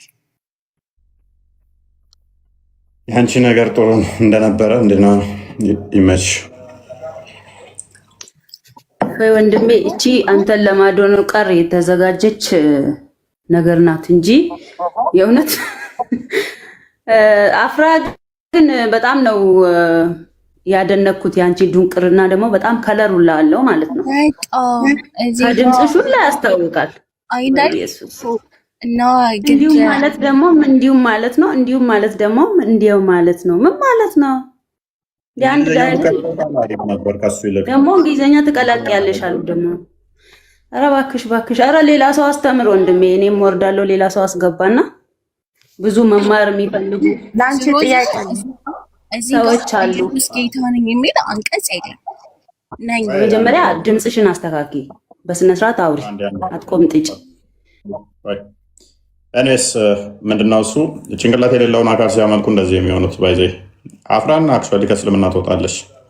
ማርክ ማይወርድ ትወጣለች። ለሌሎቻችሁ ግን መማሪያ እንድትሆን ነው። እንደዚህ ሲዝጉ አሪፍ ነው።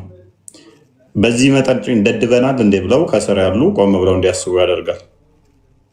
በእሷ ድንቁር እንደዚህ በእንትን በማለት ሌሎቹ ጭንቅላታቸው የሚጠቀሙ በዚህ መጠን ድንቁርና ውስጥ ነው እንዲያለ ነው እስልምና ይሄ ነው ብለው ራሳቸው እንዲጠይቁ፣ በዚህ መጠን ክደት ውስጥ ነን እንዲያለ ነው፣ በዚህ መጠን በማለማወቅ ውስጥ ነን እንዲያለ ነው። ምን ያህል ሴጣን እየተጫወተብን ቢሆን ነው አይናችን እያየ ላለመቀበል የምንታገለው? ብለው ከስር ያሉ አይምሯቸውን እንዲጠቀሙ ስለሚያደርግ ማለት ነው እንጂ እኔ ገስ ላይ ያሉትን ዓለም ታሳቢ ማድረገው የእሷ መድረቅ የእሷ ለመድረቅ ፖይንት አይደለም። ዋና ፖይንት ምንድነው? ከስር አፍራንን አይተው እስልምና በዚህ ድንቁርና ውስጥ እንደ ያለ ነው ነኝ እያለ አይ ነኝ አላለም። ጌታና መምህራችሁ ስሆን እያለ ስሆን እኮ ነው ያለው። አንድ እንግሊዝኛውን ክፈተው ቃል በዚህ መጠን ድንቁርና ከተጫወተብሽ እኔ እንዴት ልተባበርሽ? እህታችን ቃል አለ አብዴት እያደረገ ስለሆነ እኮ እፎይ ይቅርታን ጥያቄ ልጠይቃት። አንዴ ልክፈትልና የሆነ ጥያቄ ልጠይቃት። ማንን? አፍራ እንዴት ነሽ?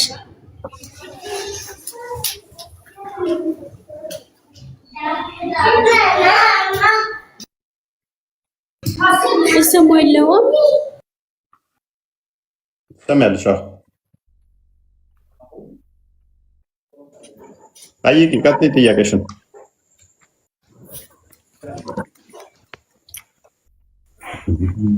አንቺ ማዩም እንደዛ የምትረጁ እንዲሁም መምህርና ጌታ ሲሆን ሲል አንድ አካል አይደለውም ማለት ነው።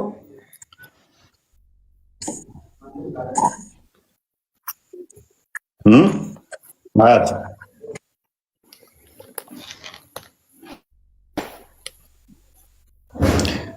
እስቲ ይህንን ክፍል አንብቢው።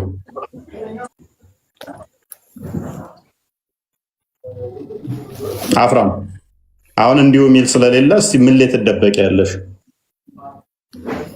ላይ አፍራም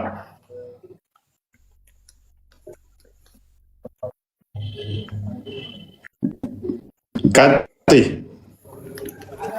የአማርኛ ቤረር ቋንቋ ቤረር ካለብሽ ቀጥይና እስቲ አሁን በምን ላይ ትደበቂ ያለሽ እዚህ ክፍል ላይ?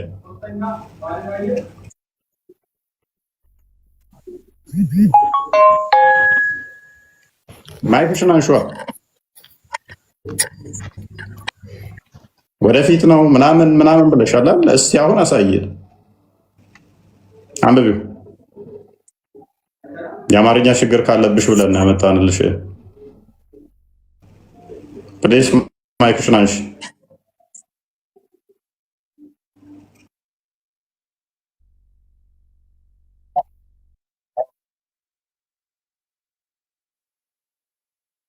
ከሚዩት ነሽ? ሚዩትሽን ክፈሽ ያልኩኝ እኮ ማን እያወራለ?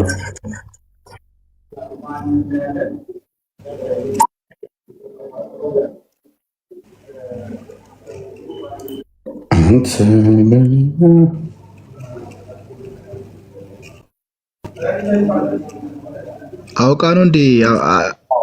አፍራን አውቀሽ ነው? አይ ቲንክ ለማዛግ ብለሽ ነው እንደዚህ። መቼስ ሳይገባሽ ቀርቶ አይደለም። እኔስ ያ የአማርኛ ብሔራዊ ችግር ካለባት ብለን ነው። ከስራ ያላችሁ ግን ጭንቅላታችሁን ተጠቀሙ። ጭንቅላታችሁን ስትጠቀሙ ቢያንስ ጭንቅላት የሌለውን አካል አታመልኩ ማለት ነው። ማስተዋል ይኖራችኋል። ማስተዋል ሲኖራችሁ ደግሞ ተረት ተረት የሚያወሩ ኡስታዞችን እየሰማችሁ ያንን ጭንቅላት የሌለውን አካል ለማምለክ አትሸወዱ። በዚህ መጠን ማለት ነው። በዚህ መጠን ለማይረባ አይምሮ ተላልፋችሁ አትሰጡ። ለማይረባ አይምሮ ተላልፎ ሰው ልጅ ሲሰጥ እንደዚህ ይሆናል። እያየ እንዳላየ ይሸመጥጣል፣ ይክዳል። ክደትን ገንዘብ ያደርጋል ማለት ነው። ባይዘ አላህ እንኳን አምላክ ነኝ ወይም ጌታ ነኝ እንዲል ሊቀርና ተንፍሶ አያውቅም። ሙሐመድ ነው የተናገረለት። ሙሐመድ ነው እንጂ የተናገረለት አላህ የሚባል አካል የለም። ሙሐመድ ፈጠረው፣ ሙሐመድ ተናገረለት እንጂ። ክርስቶስ ግን በስጋ ተገልጦ በአንደበቱ የተናገረውን ጌትነቱን የተናገረውን ደግሞ መካድ ይሄ ትልቅ ኃጢአት ነው። ትልቅ ኃጢአት ነው። ለዚህ ነው ጌታን ስም የሚጠራ ሁሉ ይድናል ይላል። ያ የምትጠራው አምነህበት ነው። ስታምን ትድናለህ ጠርተህ። መካድ ግን ገሃነመ እሳትን ያገባል ማለት ነው። ስለዚህ ሳያምኑ መጥራት ገሃነመ ውስጥ እንደሚከት ሁሉ መካድም ደግሞ ገሃነመ ውስጥ ይከታል ማለት ነው። እና በተቻላችሁ መጠን ከሰው ያላችሁ የምታዳምጡን ሙስሊም እህት ወንድሞቻችን ስለእናንተኛ ጥላቻ ኖሮብን ሳይሆን አሁን ኤፍራንን እንዳያችኋት ብዙዎቻቸው ጭንቅላታቸው ተጋርዶባቸዋል። እውነት እንዳይረዱ እንዳያስተውሉም እያዩ እንዳላዩ እንዲሆኑ እንዲህ ተጋርዶባቸው ነው ያሉት። በጣም ተጋርዶባቸው ነው ያሉት። እነኚህ አካላት ወደው አይደለም እርኩስ መንፈስ ነው የሚጫወትባቸው። ወንድማችን ነው እህታችን ነው እያሉ ሰይጣንን አስገብተው ወደ ሰውነታቸው ወደ ራሳቸው ስበው የሰይጣን መጫወቻ ሆነዋል። እነሱ አይታወቃቸውም። አሁን ላይ ለእኛ ነው የሚታወቀ ምን ያህል በድንቁርና ውስጥ እየዋኙ እንዳለ ለእነሱ አይታወቃቸውም። ባይ ለእኛ ግን ውጭ ላለን ከዛ ቦክስ ውጭ ላለን ምን ያህል ባለማወቅ ውስጥ እንዳሉ ምን ያህል በድንቁርና ውስጥ እንዳሉ ለምንመለከት ለምናስተውል ሰዎች ቢያሳዝንም ግን ወደው እንዳለው ደግሞ ወንድማችን የሚሉት አጋንንት እህታችን የሚሏቸው ጅኒዎች በደማችን ውስጥ ይዞራል የሚሉት ሴጣን ያዘኛል የሚለው ነብያቸውን አስተምሮ ተከትለው በእነዚህ አይነት ነገር ውስጥ በመሆናቸው እንደዚህ ቢገጥማቸው እንዲህ ቢፈታተናቸው አትፍረዱባቸው። ወደው ስላልሆነ ተይዘው ስለሆነ እኛ ክርስቲያኖች ካያችሁ እውነትን እውነት ሐሰትን ሐሰት የማለት ልምዱ አለ። ለምን ከሐሰት ጋር ህብረት እንድናደርግ ስላልታዘዘ። በደማችን ውስጥ እኛ የሚዞረው መንፈስ ቅዱስ ነው። እናንተ የቅዱሱ መንፈስ ማደሪያ ናችሁ ተብለን የቅዱሱ መንፈስ ማደሪያ ነን እኛ። እነሱ ደግሞ ደማቸው ውስጥ የሚዞረው ሰይጣን ነው። እኛ የምንተነፍሰውን አየር የሰጠን እሱ መንፈስ ቅዱስ በእኛ ማደሪያ የቅዱሱ ቤት መቅደስ ነን። እነሱ ባዛጉ ቁጥር ሰይጣን አፋቸው ውስጥ በፈሱ ቁጥር አየር ሰይጣን ቂጣቸው ውስጥ ወሲብ ባደረጉ ቁጥር እንትን ካላሉ ብልታቸው ላይ ተጠምጥሞ ሰይጣን ወሲብ የሚያደርጋቸው ተኝተው ቶሎ ካልተነሱ ጆሮአቸው ሰይጣን የሚሸና ለሊት ተኝተው የላኛ አፍንጫቸው ክፍል ላይ ሰይጣን የሚያድር ህብረታቸው ሙሉ ለሙሉ ከሰይጣን ጋር ስለሆነ ተቆጣጥሯቸዋል፣ ማኒፑሌት አድርጓቸዋል። ስለዚህ እውነትን ከሐሰት የሚለዩበት ስታንዳርድ እንኳን የላቸውም። ስታንዳርዳቸው ማን ነው? መሐመድ ነው። መሐመድ ደግሞ እንዳልኳችሁ ሳይ ሙስሊም 450 ላይ ሌሊቱን እንኳን ሰይጣን ወስዶ ከጅኒ ጋር ጓደኝነት ፈጥሮ ህብረት አድርጎ ጅኒዎችን ሰበኩኝ አስተማርኩኝ የሚል ተረት ምስክርህ ምንድነው ሲባል ዛፍ ሰምታለች የሚል ሌሊት ከሰይጣን ጋር ህብረት አድርጎ መጥቶ ሰይጣንን ስሰብክ አደርኩኝ። ምስክርህ ምንድነው? ዛፍ ሰምቷል፣ ዛፍ ሰምታለች። ለአይጥ ምስክሯ ድንቢጥ እንደሚባለው ለዛ እንኳን አልበቃም። ለጅኒ ስብከት ምስክርነት ዛፍ ምንድን ነበረ ስታንዳርዳቸው ራሱ በዚህ መጠን በድንቁርና ውስጥ የተቃነ ስለሆነ ክርስትናን አታክ በማድረግ ስፔሻላይዝድ ያደረጉ ሰይጣን ኦልዌይስ ስራው ምንድነው? እሱ የእናንተን የያዛችሁትን የማስጣል ስራ ነው። እሱ ያለውን መስጠት ሳይሆን እናንተ የያዛችሁትን የማቆሸሽ ነው። ስለዚህ እስልምና ሲመጣ ራሱ ያደረገው ምንድነው? ክርስትናን የማስጣል፣ ክርስትናን የመተቸት፣ ክርስትናን የማንቋሸሽ ነው። ምንም እንኳን ክርስትና የሚቆሽሽ ሃይማኖት በእነሱ ባይሆንም ማለትም አንድ የተገለጠ በስጋ የመጣ እርሱ ያስተማረን ስለሆነ ያጋንንትን ስራ የሚያፈርስ ስለሆነ እስልምና ተዛ ኢሚዲየትሊ መጥቶ ያጋንንትን ስራ ምን ማድረግ ነው? ማንሳት ነው። ክርስቶስ በስጋ የተገለጠው ያጋንንትን ስራ ለማፍረስ ነው። ክርስቶስ ሞቱን በሞቱ በመሻር አጋንንትን ያፈረሰው። ሙሐመድ የመጣው ደግሞ የአጋንንትን ስራ ለማስካድ አይምን ለማስቀጠል የክርስቶስን ሞትና ትንሣኤ ለመካድ ነው። ስለዚህ ሁለቱ ኮምፕሊትሊ ተቃራኒ እንደመሆናቸው መንፈሱ ምን ያህል ሊጫናቸው እንደሚችል እውነትን ከሐሰት የሚለዩበት የሚያጠሩበት ሚዛን ወይንም ደግሞ ወንፊት የላቸው፣ መለያ የላቸው። እኛ በውስጣችን ያለ ያ ቅዱሱ መንፈስ እውነት ከሐሰት የምንለይበት ሚዛናዊ እንድንሆን የሚያደርግበት አለ። አዎ ይሄ ነገር እኮ ትክክል አይደለም ብለን አይምሮአችን ይወሰናል። እኛ እነሱ ወላሂ ሱማ ወላሂ እያሉ ቢምሉ እውነትን ከሐሰት ይለዩ ዘንድ ሚዛን የሚባል አይምሮአቸው ውስጥ የለም። እኛ ጋር ግን እንደዛ አይደለም። እኛ ጋር ያ ቅዱሱ መንፈስ ይወሰናል። አይደለም እንዲህ የማል እየተገዘትን በአምልኮ ላይ ልንዋሽ በሌላውም እንኳን እንትን ካል ይወሰናል። ኢሚዲየትሊ ያ ቅዱሱ መንፈስ በውስጣችን ያለው ወንጀል ሰርተሃል፣ ስህተት ነው ብሎ ይወሰናል። እውነትን እውነት ሐሰትን ሐሰት በሉ እንጂ ፈጽሞ አትማሉ ስለተባለ ማለት ነው። እነሱ ጋር እንደዛ አይደለም። ሃይማኖታቸውን ለማዳን ሲሉ ወላሂ ሱማ ወላሂ ብለው ፈጣሪያቸውን ሊክዱ ይችላሉ። ወረበል ካዕባ እያሉ 724 ያለማቋረጥ ሊምሉ ይችላሉ። ሚዛን አይምሯቸው ላይ የለም። ሚዛናቸው መሐመድ ነው፣ መሐመድ ደግሞ ውሸታም ነው። ሚዛናቸው የሚቀዳው 7ኛው ሴንቸሪ ላይ ነው።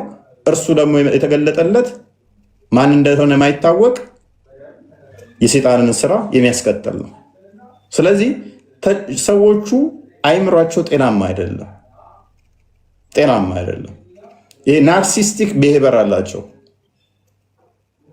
ይሄ ናርሲስቲክ የሆኑ ሰዎች ካያችሁ they always play victim የተጠቂነት ሁኔታ የሚሰማቸው እንደተጠቁ የሚያስቡ እንደዛ ናቸው። እስልምና ማለት እንደዛ ነው። አንተን እየቀጠቀጠ እየተቸ እንትን እያለ አንተ እንትን ስትለው የሚያለቅስ የሚጮህ እውነትን ከሐሰት መለየት የማይችል አንተ ጋር የጠቀሰውን አርጉመንት እሱ ጋር ስትጠቅስበት እሱ ጋር ትክክል ነው፣ አንተ ጋር ሲሆን ስህተት የሚመስለው አንተ ለምሳሌ አንድ አይን ባይኖርህ ክትክት ብሎ አንድ አይን የለህም ብሎ በአይንህ የሚሳለቅ የሚሳደብ ነብዩ ግን የሱ አንድ አይን ከሌለው ለምሳሌ ነብይህም እኮ የለውም ስትለው አይ ነብያችን እኮ ውበቱ አንድ አይን ባለመኖሩ ምናምን ብሎ የሚሸፋፍን የሱ ላይ ሲሆን ትክክል፣ አንተ ላይ ሲሆን ደግሞ ትክክል ማይመስለው ነው። ምክንያቱም ባይዝድ የሆነ ጭንቅላታቸው ጤናማ ያልሆነ ነው። እና ከእንደዚህ አይነት አጋንንታዊ ስራት ጌታ ነፃ ያውጣችሁ፣ ይድረስላችሁ፣ ማስተዋል ይስጣችሁ። መድረሻው መነሻው የማይታወቅ በአንድ ግለሰብ ላይ ከተንጠለጠለ አስተምሮ የነቢያትን አስተምሮ ያልተከተለ የነቢያትን አስተምሮ ማያቅ ብድግ ብሎ በ40 ዓመቱ ላይ ብድግ አለ። በ40 ዓመቱ ላይ 55 ዓመት ምናምን የሚሆናት አሮጊት ጋር እየሮጠ መጣ። እዛ ዋሻ ውስጥ በነበርኩበት ሰዓት አንደኛው አንገቴን ጨምቆኝ አፈነኝ፣ ሊገለኝ ሲል ነው ሮጬ የመጣሁት አላት። ደግሞ በ15 ዓመት ትበልጠው ነበር። ችግር የለውም በቃ ነቢይ ትሆናለህ አለችው። እንዴት አላት። የሚጨምቀውን አካል መላኪውን ሴጣን እለየዋለሁ ያለችው። እሷ ደግሞ የምታመልከው ጣዖት ነበር በጊዜው። እንዴት ትለያለሽ? አንተ ብቻ ሊጨምቅ ሲመጣ ሮጠህ ና እኔ ጋ አለችው። በ40 ዓመቱ እንግዲህ አስቡ፣ በ40 ዓመቱ ከዛ የአካል ሊጨምቀው ሲመጣ እየሮጠ ደም ስሩ ተገትሮ መጣ መጣ መጣ መጣ ከድጃ አስጥኝ አላት። እና ውድ ያለችው ቀኝ ጭኗ አላስቀመጠችው ትረጃለህ። ከዛ በደንብ የሚገባ ከዛም ወደ ግራ ጭኗ ከዛ ወደ ግራ ጭኗ አዘዋወረችው። ሳሂህ ቡኻሪ 3 ላይ ሳሂህ ሙስሊም 160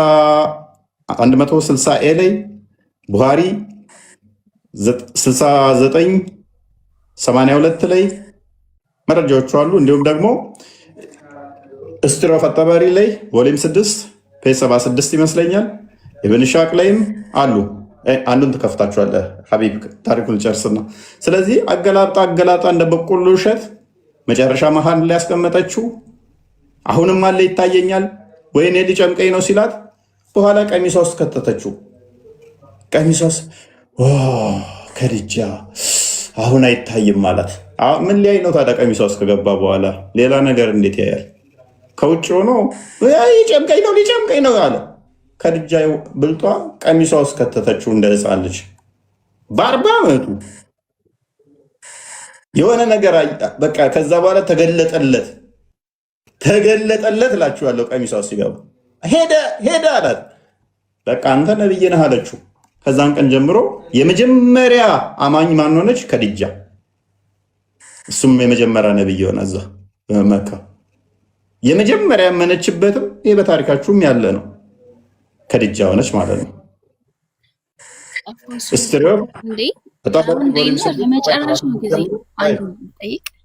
ኢብን ኢስሐቅ ፔጅ ከ106 ጀምሮ ታሪኩ በደንብ አለ። ሐዲስ ደግሞ ቡሃሪ 4 ቡሃሪ 3 ሳይ ሙስሊም 160 እንዲሁም ደግሞ ሳይ ቡካሪ 6982 ላይ አንዱን ታሪክ ፈጥኒ ሙሐመድ ሲራውን አይደለ ይሄኛው ኢብን ኢስሐቅ ዘላይፍ ማመር ነውና አይ ቲንክ አረብኛ ማንበብ ብቻ ከሆነ ፔጅ ከ106 እስከ 107 ላይ ያለው ነውና ይሄ ቀሚስ ጭኔ ላይ ተቀመጪ ምናምን ብሎ ይናገራል። ላንብብላችሁ እዚህ ጋር አይ ቲንክ ካልታየ ቀጥል ይታያል። በደንብ ስሙ። አሁን እፎ የተናገረው ያለ ማስረጃ እንዳልሆነ ማለት ነው። እሺ ዝቤር እስማኤል ቢን ሐኪም ከድጃ ሰምቶ እንደነገረኝ ከድጃ የአላህ መልእክተኛ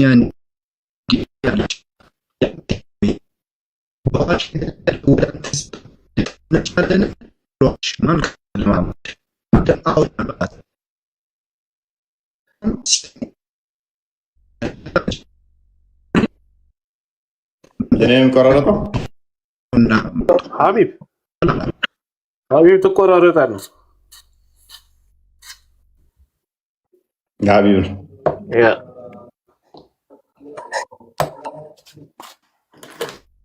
ተማር ሀቢብ ይቆራረጣል በጣም ጋዞታ። እሺ ያለ መልእክት ተነሳና እንትን እኔ በከፍትልኝ አነበዋለሁ። ዱላ የምታነሳው እሷች ገብርኤል በመጣ ጊዜ መጥቶ የነበረውን ይሄውና መጥቷል አላት። የእሷም ተነሳችና በግራ ጭኗ ላይ ተቀመጥ አለችው። መልእክተኛውም ተቀመጡ። እርሷም ታየዋለህን አለቻቸው። እርሳቸውም አዎን ነበር። ያለ መልእክተኛም ተቀመጡ። እርሷም ታየዋለህን አለቻቸው። እርሳቸውም አዎን አሏት። ዙርና በቀኝ ጭኔ ላይ ተቀመጥ አለቻቸው። እርሳቸውም ተቀመጡ። እርሷም አሁን ታየዋለህን አለችው። አዎ አሏት። አሁንም ልብሷን ገለጥ አድርጋ ወደ ላይኛው ጭኔ ከፍ ብለህ ተቀመጥ አለችው። እንደገና ተቀመጡ። እርሷም አሁን ታየዋለህ አለቻቸው። አዎን አሏት። ጭኗ ላይ ከፍ ብለው እንደተቀመጡ መሸፈኛዋንና የለበሰችውን ጠቅላላ ልብሷን አወላልቃ ራቁቷን በመሆን አሁን ታየዋለህን አለችው። አላየውም አሏት። እርሷም የአጎቴ ልጅ ወይ ልብህ ይረጋጋ፣ ሰላም ይሰማ፣ ደስ ይበልህ፣ ባላ እርሱ መልአክ እንጂ ሴጣን አይደለም አለቻቸው። ነፍሷን ካወላለቀች በኋላ እውነት ነው መልአክ ነው። ይሄማ ለምን እንደሆነ ታውቃላችሁ? ራቁት ሲሆን ሴጣን ከሆነ አይሄድም። ሽንት ቤት ውስጥ ለምሳሌ ልብስ ሲያወላልቁ መልአክ አይገባም ተብሎ ሴጣን እንትን ይላል ይገባል እንጂ መልአክ አይገባም ተብሎ የሚታመነው። በደንብ አስተውሉ። ራቁት ከሆኑ ራቁት ሽንት ቤት እንደዚህ ሲሆኑ ሴጣን አለ፣ መልአክ የለም እዛ። ስለዚህ ልብሷን ስታወላልቅ ሄደ የለም አላት። ስለዚህ መልአክ ነው አለ። ሴጣን ቢሆን ኖሮ ቆሞ አብሮ ያይ ነበረ ነው፣ ወይንም ደግሞ አብሮ ወሲብ ያደርግ ነበር ሴጣን ቢሆን። ስለዚህ መልአክ ነው በቃ አለችው።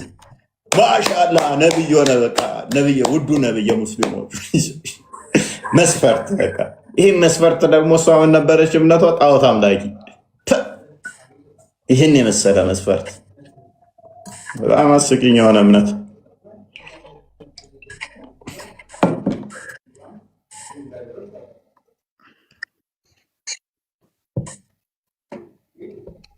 መዲና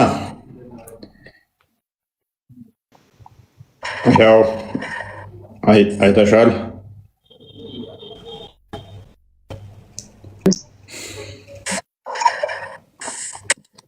እሺ ሰዎች ጥያቄ አላችሁ? ጥያቄ አለሽ? መዲና ኢኒ ማሊፍ ዴም መዲና ጀቹም ማልጀቹ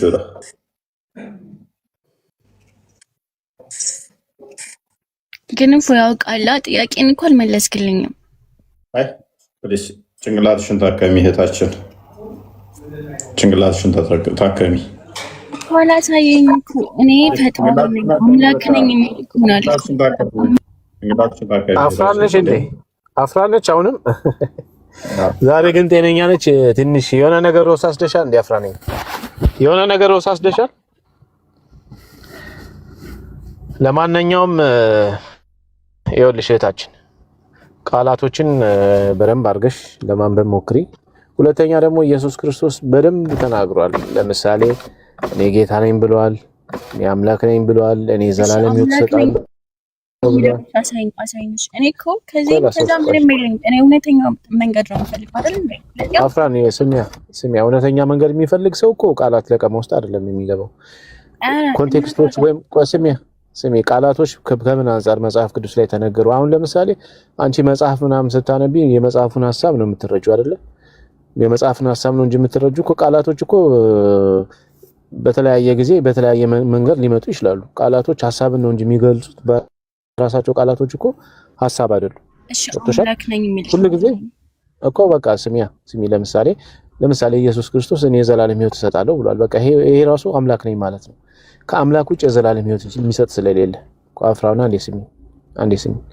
ምክንያቱም አሁን ጭንቅላታችንን መጠቀም ካቆምን ከባድ ነው። አውቆ ለጠመመ ሰው ለማስረዳት ይከብዳል። ለምሳሌ አንድ አካል መጥቶ እኔ የዘላለም ሕይወት እሰጣለሁ፣ አንድ ሰው ቢሞት እኔ ከሙታን አስነስቼ የዘላለም ሕይወት እሰጣለሁ ብሎ ከተናገረ ሊትራሊ በቃ አምላክ ነኝ እያለ ነው። እሺ ጌታ ነኝ የሚል ብቻ አምላክ ነኝ የሚል ብቻ ነው የሚፈልገው። እንግሊዘኛ ታንብበልን ቢኒ፣ አትከራከራት። ይኸው አንብቢ በላት። እዚህ ጋር አምላክ ነኝ የሚል አለ። አንብቢውና ተርጉሚ። You tell me a certain land and yes I will for so I am. እዚህ ጋር አምላክ ነኝ የሚል የለም። አንብቢ፣ ድምጽሽን ከፍ አድርጊና ተርጉሚ። ድምጽሽን አንብቢና ድምጽሽን ከፍ አድርጊና ተርጉሚ። አምላክ ነኝ የሚል ነው። ጌታ ማለት አምላክ ማለት ነው። ሎርድ ነው የሚለው ካፒታል ይታይሻል። you call me master and lord፣ ጌታና መምህር ትሉኛላችሁ። ያ say will for so I am እንደምትሉት ነኝና እያለ ነው። እኔ መምህርና ጌታ ነኝ እያለ ነው። ከዚህ በላይ ምን ይበልሽ? ምን ሆነሻል? አፍራን አምላክ ነኝ የሚል የለም። ቆይ ጌታ ማለት አምላክ ማለት አይደለም። አፍራን ነቢያቶቹ ጌታ ነው የሚባሉት። ጌታ ነው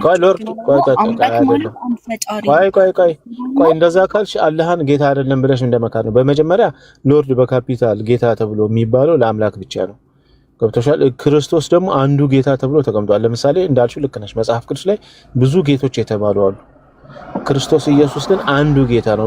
ልክ እንደ ሌሎቹ ጌታ ከሆነ ታዲያ ለምንድን ነው እሱ አንዱ ጌታ ለምን ተባለ? ከሌሎቹ ተለይቶ ብዙ ጌቶች የተባሉ አሉ በሰማይ። ስሚ አንዴ አፍራን አንዴ ስሚ ይኸውልሽ፣ በሰማይም ሆነ በምድር ብዙ ጌቶች የተባሉ አሉ። ለእኛስ አንድ ጌታ አለን። አንድ ሲል በቃ ብቸኛ እያለ ነው። ያ ብቸኛ ጌታ ደግሞ በካፒታል ሎርድ ተብሏል። ስለዚህ አንድ ጌታ ነው ሲባል ምን ተብሎ መሰለኝ? ለዚያው አንድ ጌታ ሲባል ሰማይና ምድርን በመፍጠር ነው ጌትነቱ የተገለጠው። ለእኛስ አንድ ጌታ አለን፣ ሁሉ በእርሱ ያለው እኛም በእርሱ በኩል ይሆንን አንድ ጌታ አለን ተብሎ ነው። ስለዚህ ሌሎቹ ምናምን የሚለው ነገር አይሰራም። ስለዚህ ምናልባት መቀበል ካልፈለግሽ ምናምን መብትሽ ነው፣ እንደዛ ነው። ግን ጭንቅላትሽን መጠቀም መቻል አለብሽ። ምናልባት እንግሊዘኛም ስታነቢ ያየውሽ ነው። ምናልባት የተማረ ሰው የአንደኛና የሁለተኛ ክፍል ጥያቄ እኮ ሰው አይጠይቅም። አይምሮአችን እኮ መብሰሉን እኮ የሚታወቀው እኮ ከንግግራችንና ካረዳዳችን ነው። ገብቶሻል? ለምሳሌ አንደኛ ክፍልን ተማሪ እንደዚህ ብዬ ላስረዳው አልችልም። ምክንያቱም ገና ከቃላት ንባብና ከቃላት መቁጠር ያልወጣ ስለሆነ ማለት ነው። እያደግን ስንሄድ ደግሞ ከቃላት ቆጠራና ንባብ ወጥተን ደግሞ ሐሳቦችን መረዳት አልፎም ተርፎ ሐሳቦችን መረዳት ሳይሆን ቅኔዎችን መፍታት የምንደርስበት እድሜያችን ላይ ማለት ነው። ልክ እዛ ላይ ስንገባ ልክ እንደ አንደኛና እንደ ሁለተኛ ክፍል ቃላት እንደሚቆጥር እንደዚህ ምናምን ማለት ሰው ይታዘብሻል ማለት ነው። ኦኬ በጭንቅላትና በህሊና ማደግ ያስፈልጋል። ቋያ አፍራን በህሊናና በጭንቅላት ማደግ ያስፈልጋል። ሰው እያደገ ይመጣል። አይ እንደዚህ ነው ምናምን የምትይ ከሆነ እሱ መብትሽ ነው። ግን አንድ አካል መጥቶ እኔ የዘላለም ህይወት እሰጣለሁ፣ እኔ መምህርና ጌታ ነኝ፣ እኔ የሰንበት ጌታ ነኝ። ቆይ የሰንበት ጌታ ነኝ ብሎ ሉቃስ 6 ከቁጥር 5 ላይ የሰንበት ጌታ ነኝ ብሎ ክርስቶስ ተናግሯል። የሰንበት ጌታ ማለት ሰንበትን የፈጠርኩ ማለት ነው። ገብቶሻል? እኔ ሰንበትን የፈጠርኩ ነኝ፣ ቀናትን የፈጠርኩ ነኝ ብሎ ከመናገር በላይ ከዚህ በላይ የሚናገረው ነገር የለም። እነዚህ ነገሮች ኢግኖር አደረጋለሁ። ማመር ሰጥቷቸዋል። ኢየሱስን አዳኝ አድርጎታል እንጂ ሌላ ጌታ አይደለም፣ ፈጣሪ አይደለም፣ ግን አዳኝ ነው። አዎ ቆይ ጌታን እንዴ መፍጠር በስጦታ ይሰጣል። ቆይ አፍራን አሁን እንደዚህ አትበይ። ኢየሱስ ክርስቶስ ጌትነቱ ከዘላለም ቆይ ኢየሱስ ክርስቶስ አፍራን ስሚ፣ ኢየሱስ ክርስቶስ ጌትነቱ ከዘላለም ሰጠው ምናምን የተባለውን ነገር እሱ ከስጋው አንፃር የተነገረ ነው። አሁን ዝም ብለሽ የማታውቂው ነገር አትናገሪ። አሁን እንደዚህ እሺ አድገሽ ከሆነ እንደዚህ አይነት ነገር ለመነጋገር ከሆነ ሐሳብ ላይ ተመልከቺ። ሐሳብ ላይ ለምሳሌ ኢየሱስ ሰጥቶት ነው ምናምን ብለሽ ሐሳብ ላይ እየተነጋገርሽ ነው። ታዲያ ሐሳብ ላይ የምትነጋገሪ ከሆነ ኢየሱስ ክርስቶስ ሰጠው የተባለው ከስጋው አንፃር ነው። ክርስቶስ ማለት የተቀባ ማለት ነው። ፍጹም ሰው ፍጹም አምላክ ስለሆነ ስለዚህ ለሰውነቱ መለኮቱ ምንን ሰጥቶታል? ጸጋን፣ ክብርን ሰጥቶታል፣ ጌትነትን ሰጥቶታል ማለት ነው። ለማን? ለሰውነቱ። ኢየሱስ ሲባል ሰው አምላክ ብቻ አይደለም። ለአምላክነቱማ ቆላስይስ 2:9 ላይ ሁሉ በእርሱ ተፈጠረ ነው። በሰማይም ካለው በምድርም ካለው አለቅነትም ቢሆን ስልጣናትም ቢሆን ሁሉ በክርስቶስና ለሱና በሱ ተፈጥሯል ተብሎ ተቀምጦልሻል ማለት ነው። ለመጽሐፍ ቅዱስ ታማኝ መሆን መቻል አለብሽ። ገብቶሻል? እንደዚህ ተብሎ ሲነገር ይሄን ክፍል አልቀበልም አልሰማም ምናምን ባይኒያ ላይም እንደዚህ የሆነ ነገር ብቻ ነው ብለሽ ድርቅ የምትይ ከሆነ በቃ ምንም ጥቅም የለውም። ካንቺ ጋር መነጋገር መተው ነው። ገብቶሻል? ግን ቃላቶችን ሐሳቦችን የምትረጂ ከሆነ መጽሐፍ ቅዱስን ሙሉን ሐሳብ ተረጂ። ለማን የሚል ብቻ ከሆነ አልኩ ይላል አይደለም። ፈጣሪ ይሄው ዮሐንስ ወንጌል ምዕራፍ 13 ቁጥር 13 ላይ እኔ መምህርና ጌታ ስሆን እግራችሁን ካጠብኩኝ እናንተ ደግሞ እርስ በርሳችሁ ተጣጠቡ አለ ክርስቶስ። እኔ መምህርና ጌታ ስሆን እኔ መምህርና ጌታ ስሆን አለኩ አንድ ነኝ አላለም፣ ጌታ ነኝ እና ስሆን ማለት ነኝ ማለት እኮ ነው። ምንድነው? እንዴት ነው የምትረጂው? እሺ ታዩ ችግር የለም። በቃ አንድ ጊዜ ሆነ ጥያቄ ልጠይቃት። ይቅርታ አንዴ ችግር የለም። አፍራን ማይክሽን ያጅ። በቃ ቴንኪው። በዚህ ያህል ደረጃ ከሆነ በቃ ብዙ ክፉ ባንነጋገር ይሻላል። በቃ ቴንኪው። ማይክሽን ያጅ። ይታችላሉ ሰዎች እኔ ጌታና መምህር ስሆን ሲል አንድ ሰው እኔ ጌታና መምህር ስሆን ብሎ ሲል እኔ ጌታና መምህር ነኝ እያለ ነው። እናንተ ጌታና መምህር ትሉኛላችሁ፣ መልካም ትላላችኋል። እነሱ ክርስቶስን ጌታና መምህር ማለታቸው መልካም ነው፣ ጥሩ ነው፣ ትክክል ነው ያላችሁት እያላቸው ነው። ይሄን አልረዳም የሚል የለም ምናምን ካልሽ መብትሽ ነው። ገብቶሻል? መብትሽ ነው። ሉቃስ ምዕራፍ 6 ቁጥር 5 ላይ የሰው ልጅ የሰንበት ጌታ ነው ብሎ ስለራሱ ተናገረ ኢየሱስ ክርስቶስ። እኔ ሰንበትን የፈጠርኩ ነው። ለምን በሰንበት ትሰራለህ ሲሉት እንኳን በሰንበት መስራት ሰንበትን የፈጠርኩት እኔ ነኝ ብሎ ለአይሁዳውያን መለሰ። አይሁዳውያን ግን እንዳንቺ ስላልሆኑ ማለት ነው አፍራ እንዳንቺ ስላልሆኑ ስለገባቸው እንደዚህ ብሎ ስለተናገረ ድንጋይ ያነሱበት። ምክንያቱም በሰንበት የሚሰራ የሰንበት ጌታ እግዚአብሔር እንደሆነ ስለገባቸው ስለሚያውቁ ድንጋይን አነሱበት ይላል። ድንጋይን አነሱበት። ምክንያቱም ክርስቶስ ሰው ነው፣ ፊታቸው የቆመው ሰው ነው፣ ስጋ ለብሶ ነው። አምላክ ነኝ ሲላቸው ግን እንዴት ሰው ሆነ አምላክ ነኝ ትላለህ? እንዴት የሰንበት ጌታ ነኝ ትላለህ?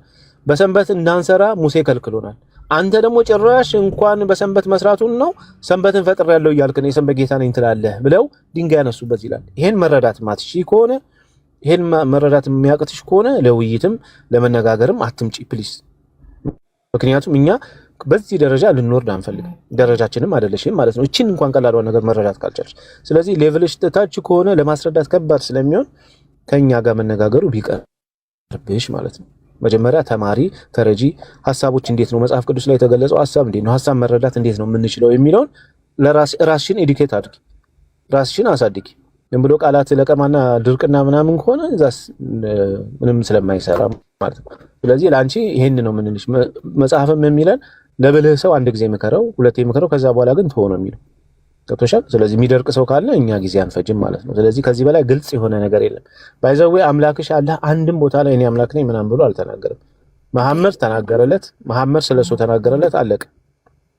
ከመሐመድ ውጭ ስለ አላህ የተናገረ የለም። ስለ አላህም የተናገረው መሐመድ ነው። ስለ ራሱም ስለ መሐመድም የተናገረ መሐመድ ነው። ስለ ነቢያትም የተናገረ መሐመድ ነው። ይሄን ይዘሽ እንደዛ ማለት ያሳፍራል። አይ እንድትመልሽልኝ አይደለም። ቴንክ ዩ በቃ አፍራንዬ እናመሰግናለን። እሺ በቃ ላለመረዳት በዚህን ያህል ደረጃ ሰው እንትን ካለ ምንም ማድረግ ስለማንችል እናመሰግናለን። ችግር የለም። ማይክሽን ያዥ በቃ ከራስሽ ጋር ታገይ። ላለመረዳት እኛ ማስረዳት ያለብን ነው እንጂ ቅዱስ ጳውሎስ እንደሚለው እናስተምራለን እንጂ አንዘብጥም ወይም አንማታም ብሏል። አንማታም። የእግዚአብሔርን ቃል እንናገራለን። የገባው እናንተ ምንድነው የሚቀበል ይቀበላል። አይ ብሎ በቃሉ ላይ የሚያምዝ ደግሞ በዛ ላይ ዋጋውን ሊከፍል ክርስቶስ ኢየሱስ ራእይ 22 ላይ ዋጋ ከኔ ጋር ነው፣ ለእያንዳንዱ እንደ ስራው መጠን ሰጠው ዘንድ ዋጋ ከኔ ጋር ነው፣ የሲኦልና የሞት መክፈቻ አለኛል። ይሄ ራሱ እኮ አምላክ ማለት ነው። ክርስቶስ የሲኦልና የሞት መክፈቻ አለኝ ብሎ እየተናገረ አምላክ ነኝ የቱ ጋር ነው ብሏል ብሎ ማለት ይሄ እውነት ለመናገር ሌላ ነገር።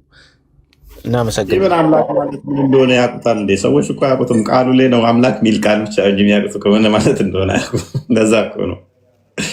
አምላክ ሚል ቃል ነው ይፈልጉት እነሱ። አምላክ ምን እንደሆነ አያውቁም። ታሴት የነሱ ችግር ያ ነው። አምላክ ማለት ምን ማለት እንደሆነ አያውቁም።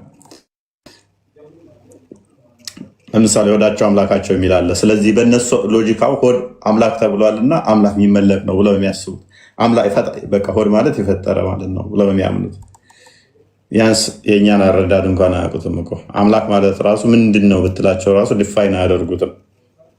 አምላክ ማለት ምንድን ነው? ኬት የመጣ ቃል ነው? ምን ማለት ነው?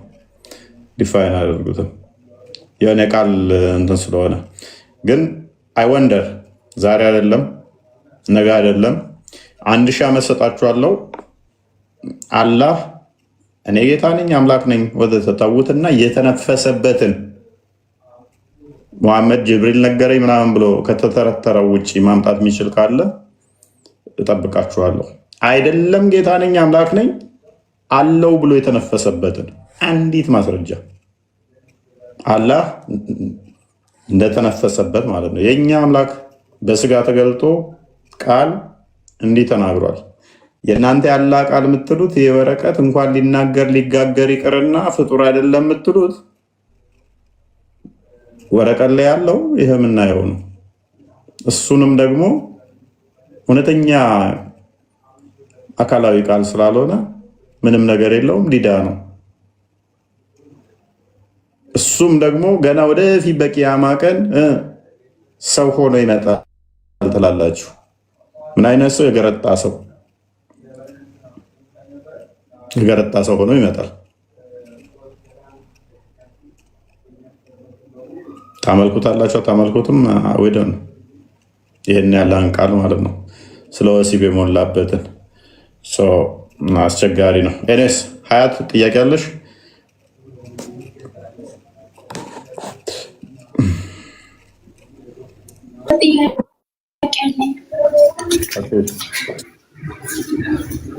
ግን እሷን ነው የምጠይቃት።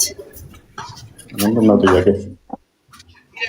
አፍራዬ ማለት ይህንን ለማስረዳት ብዙ ሰዓት እየወሰዳችሁ ነው። እናንተ መማር የሚፈልግ ሰው ስላለ ጀስት በእንደነዚህ አይነቶች ብዙም ሰዓት ባትወስዱ አንደኛ።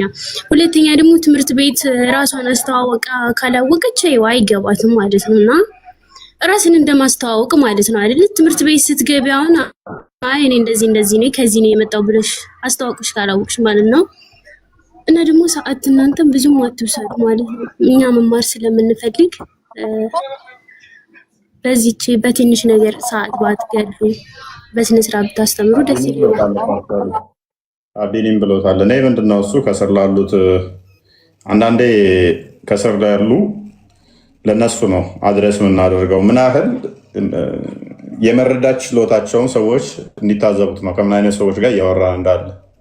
ምክንያቱም አንዳንድ መንፈስ ከባድ ነው፣ መንፈስ ይታገል እንጂ ነኝ እናንተ እንደምትሉት ነኝና መልካም ትላላችሁ እንደዚህ ማለታችሁ እየተባለ ለምሳሌ አላህ ጫላና አበበ ነው ብትዩ መልካም ብላችኋል እንደዛ ነኝ ይላል አላህ። መቃብር ቅጣት አለ። ለምሳሌ እንደዛ ታምናላችሁ ስትቀበሩ አምላክ ማን ነው ምናምን ተብላችሁ ስትል እሱ ጫላ ነው ጨቡዴ ነው ብትዩ አላህን አዎ እንደዛ እንደምትሉት ነኝና መልካም ትላላችሁ ይላቸዋል።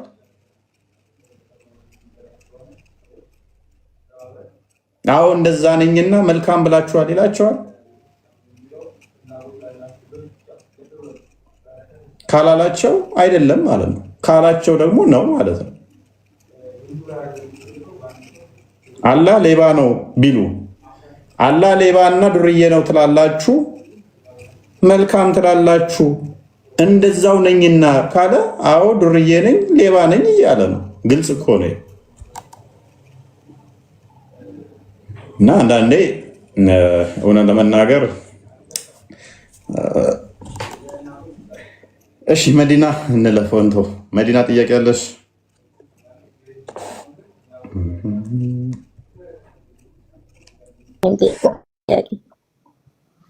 እሺ የዛሬውን ቶፒክ ስንዘጋው አንዴ ቃል እንትና ሀቢብ ትከፍትልኛለህ።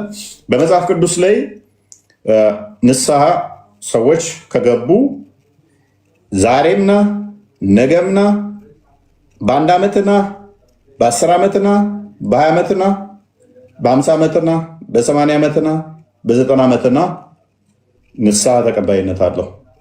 መጽሐፍ ቅዱስ ላይ እንዳሳየዋችሁ አንዴ እንትና ኦኬ ከቁርአኑን ልጀምርና ወደ መጽሐፍ ቅዱስ እመጣለሁ። ወይም መጽሐፍ ቅዱስ ላይ እሺ ክፈትልኝ። ሕዝቅኤል ምዕራፍ 18 ሕዝቅኤል ምዕራፍ 18 ቁጥር 20 ላይ ተመለከትናቸውን አንዴ ኮንኮርድ እናድርገው። ቁጥር 20 ላይ እንደዚህ ይለናል። ቁጥር 11 አድርገው እስኪ።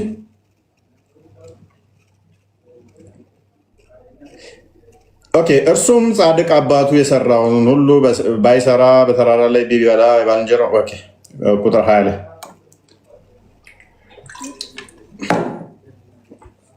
ኃጢአትን የምትሰራ ነፍስ እርሷ ትሞታለች። ልጅ የአባቱን ኃጢአት አይሸከምም፣ አባትም የልጁን ኃጢአት አይሸከምም። የጻድቁ ጻድቅ በራሱ ላይ ይሆናል፣ የኃጢአተኛውም ኃጢአት በራሱ ላይ ይሆናል። ከፋክ እስከ 5 ኦኬ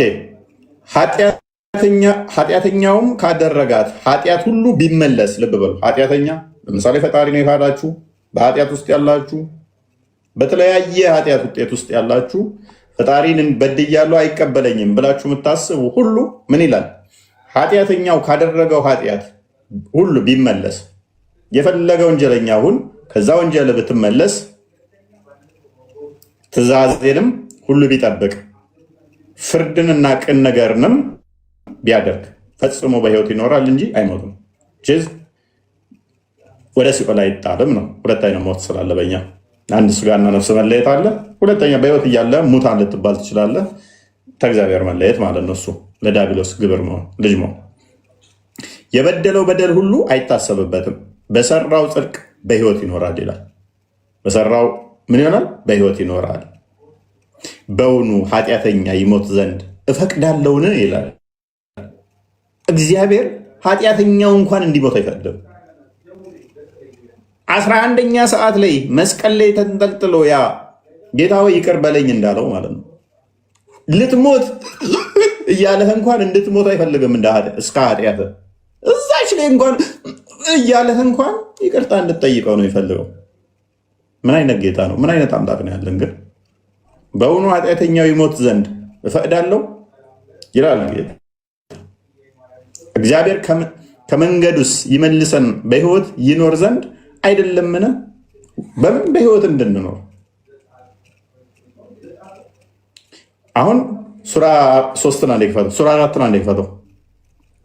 እግዚአብሔር የሚፈልገው ምንድን ነው? እሱ ኃጢአተኛው እስከ ኃጢአቱ እንዳይሞት ነው። እስከ ኃጢአቱ እንዳይሞት ነው እግዚአብሔር የሚፈልገው። ሱራ 4:18 ኃጢአተኛው እስከ ኃጢአቱ እንዳይሞት ከፈለገ ቁርአንስ የሚፈልገው አላህ ምንድን ነው? ሰዎች ንስሐ ገብተው እንጂ እስከ ኃጢአታቸው እንዳይሞቱ ነው ፈልገው ይላል እግዚአብሔር። አላህስ ምን ይላል? ጸጸትን መቀበል ለነዚያ ኃጢአቶችን ለሚሰሩ አንዳቸው ሞት በመጣባት ጊዜ እኔ አሁን ተጸጸትኩ ለሚልና ከነዚያም ለነዚያም ለነርሱ ካዲዎች ሆነው ለሚሞቱ አይደለችም። ሞት መጣበት ወይም ደግሞ ኃጢአት ሲሰራ ቆየ። አንደኛው ደግሞ ካዲ ነው። አንደኛው ኃጢአት ሲሰራ ቆየ። ሞት ሲመጣበት ይቅርታ በድያለሁ ለሚል ጸጸቱ ተቀባይ የለም እንደ እስልምና። የእኛስ ምን ይላል? ኃጢአተኛው እንዲመለስ እንጂ እስከ ኃጢአቱ እንዲሞት አልፈልግም ይላል። የእስልምናውስ ነው እስከነ ኃጢአቱ መሞት አለበት። ልዩነቱን እዩት። ንስሐ እንዲገባ ነው ይላል መጽሐፍ ቅዱሱ፣ እንዲጸጸት ነው ይላል። ቁርአኑ ደግሞ ጸጸቱ ራሱ ተቀባይ የለውም ይላል። ሱራ 3:178 እንክፈተው። ልዩነቱን በደንብ ይዩት፣ በደንብ ይዩት ልዩነቱን። የኛና የነሱ 178 ሰፊ የሆነ ቤረር ነው ያለው በእኛና በእነሱ መካከል፣ ምንም አይገናኝ። ምን አይነት አጥር ድልድይን በመካከላችን እንዳለ። ኦኬ፣ እነዚያ የካዱ ሰዎች እነርሱን ማዘግየታችን ለነፍሶቻቸው ደግ ነገር ነው ብለው አያስቡ። በህይወት የምናቆያቸው ኃጢአት የሰሩ ወይንም ካዲ የሆኑትን በህይወት እንዲኖሩ ያደረግናቸው መልካም ነው ብለው እንዳያስቡ። እኔ ለምሳሌ እንደ እስልምና ካዲ ነኝ፣ ሙስሊማን። ማቆያችሁ በህይወት ለእናንተ መልካም ነገር ነው ብላችሁ እንዳታስቡ።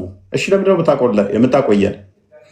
እነርሱን የምናዘገያቸው ኃጢአትን እንዲጨምሩ ብቻ ነው። ንስሐ እንድንገባ አይደለም ያቆየው፣ አላህ ነው። እንግዲህ ኃጢአትን እንዲጨምሩ ብቻ ነው ጊዜ የሚሰጠው የሚያቆየን። ምን ለማድረግ ነው? ኃጢአትን እንዲጨምር ብቻ። ሱራ 9:85 ነው የክፈተው። ንስሐ ገብተው ሰዎች እንዲድኑ ሳይሆን አላህ የሚፈልገው አቆይቶ በኃጢአት ላይ ኃጢአት ጨምረው ምን እንድንሆን? ወንጀለኛ እንድንሆን ብቻ ነው የሚፈልገው።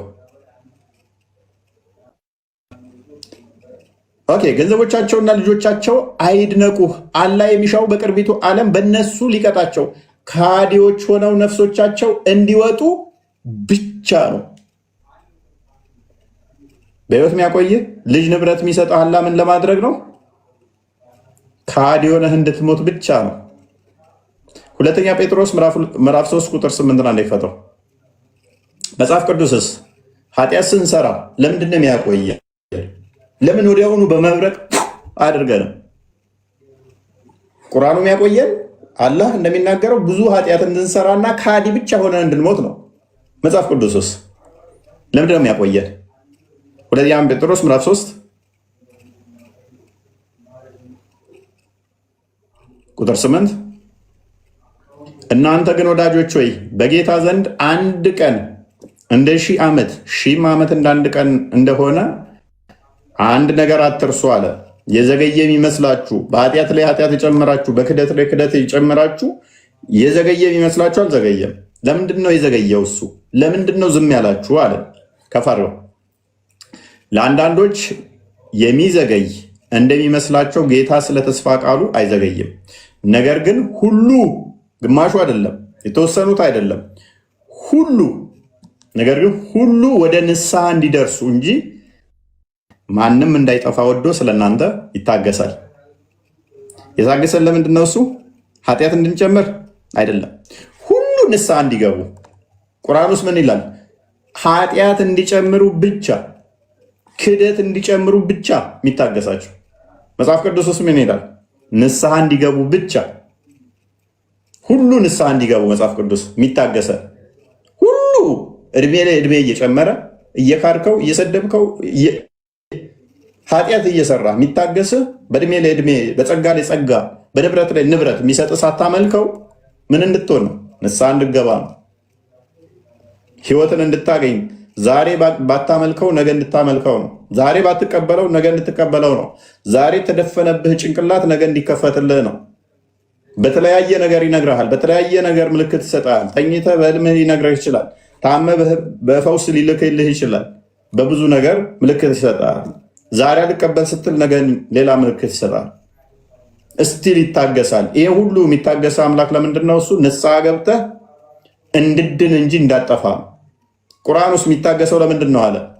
ሱራ 9:85 ሁሉም ከሃዲ ሆነው እንዲሞቱ በዚህ ምክንያት ኃጢአትን እንዲጨምሩ ብቻ። ሱራ 3:178 ኢቭን ንስሐስ ቢገቡ ሱራ 4:18 ላይ ኖ ጸጸታቸው ተቀባይ የለም። እንዝጋው በመጽሐፍ ቅዱስ ሉቃስ ወንጌል ምዕራፍ ምዕራፍ 23 ቁጥር 39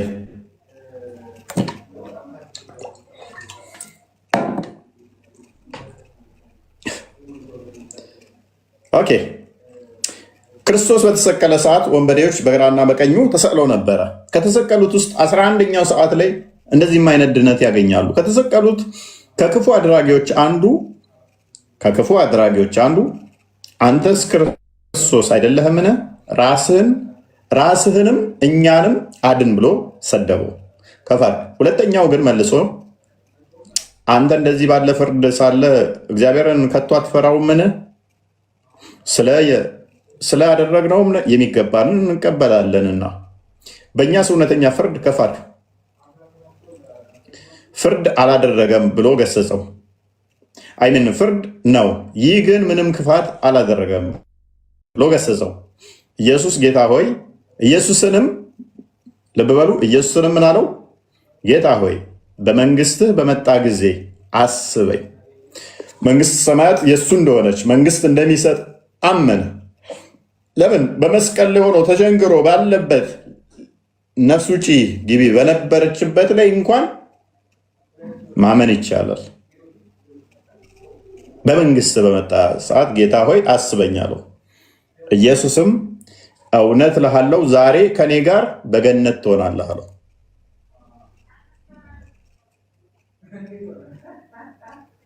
እንዲህ ማመን ይቻላል። ቅድም ስትሰድበኝ ነበረ ነው፣ እስከ ዛሬ ድረስ እኮ አላመንከኝም ነው፣ አሁን ልሞት ስትል ነው ኖ የኔና እናንተ ጌታ ትናንት ዛሬ ነገ የሚል የሚገዛው አይደለም። ሁሌም እጁን ዘርግቶ ይጠብቃችኋል። መቼም ብትመጡ ይቀበላችኋል።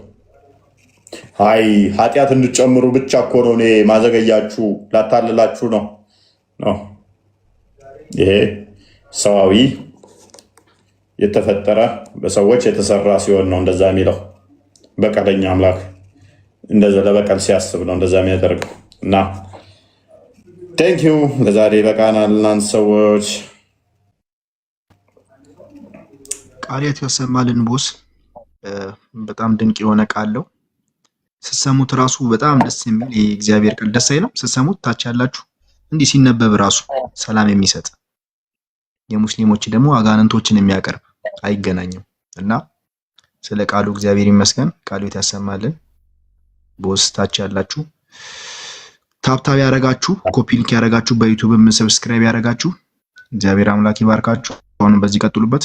ይሄን ለማለት ነው። ፎይ እናመሰግናለን። መልካም አዳር ይሁንልህ። መልካም አዳር ብለናል። ባባይ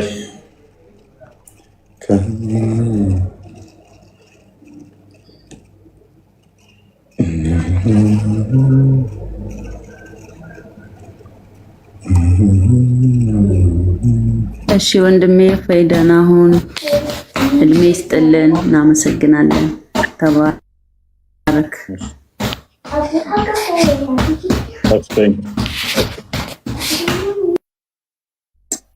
አንተ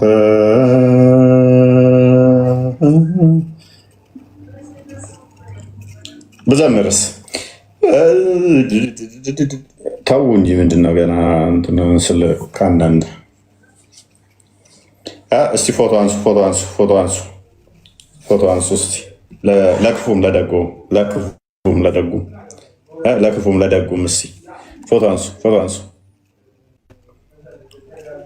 ለክፉም ለደጉም እንዘምር። ፎቶ አንሱ።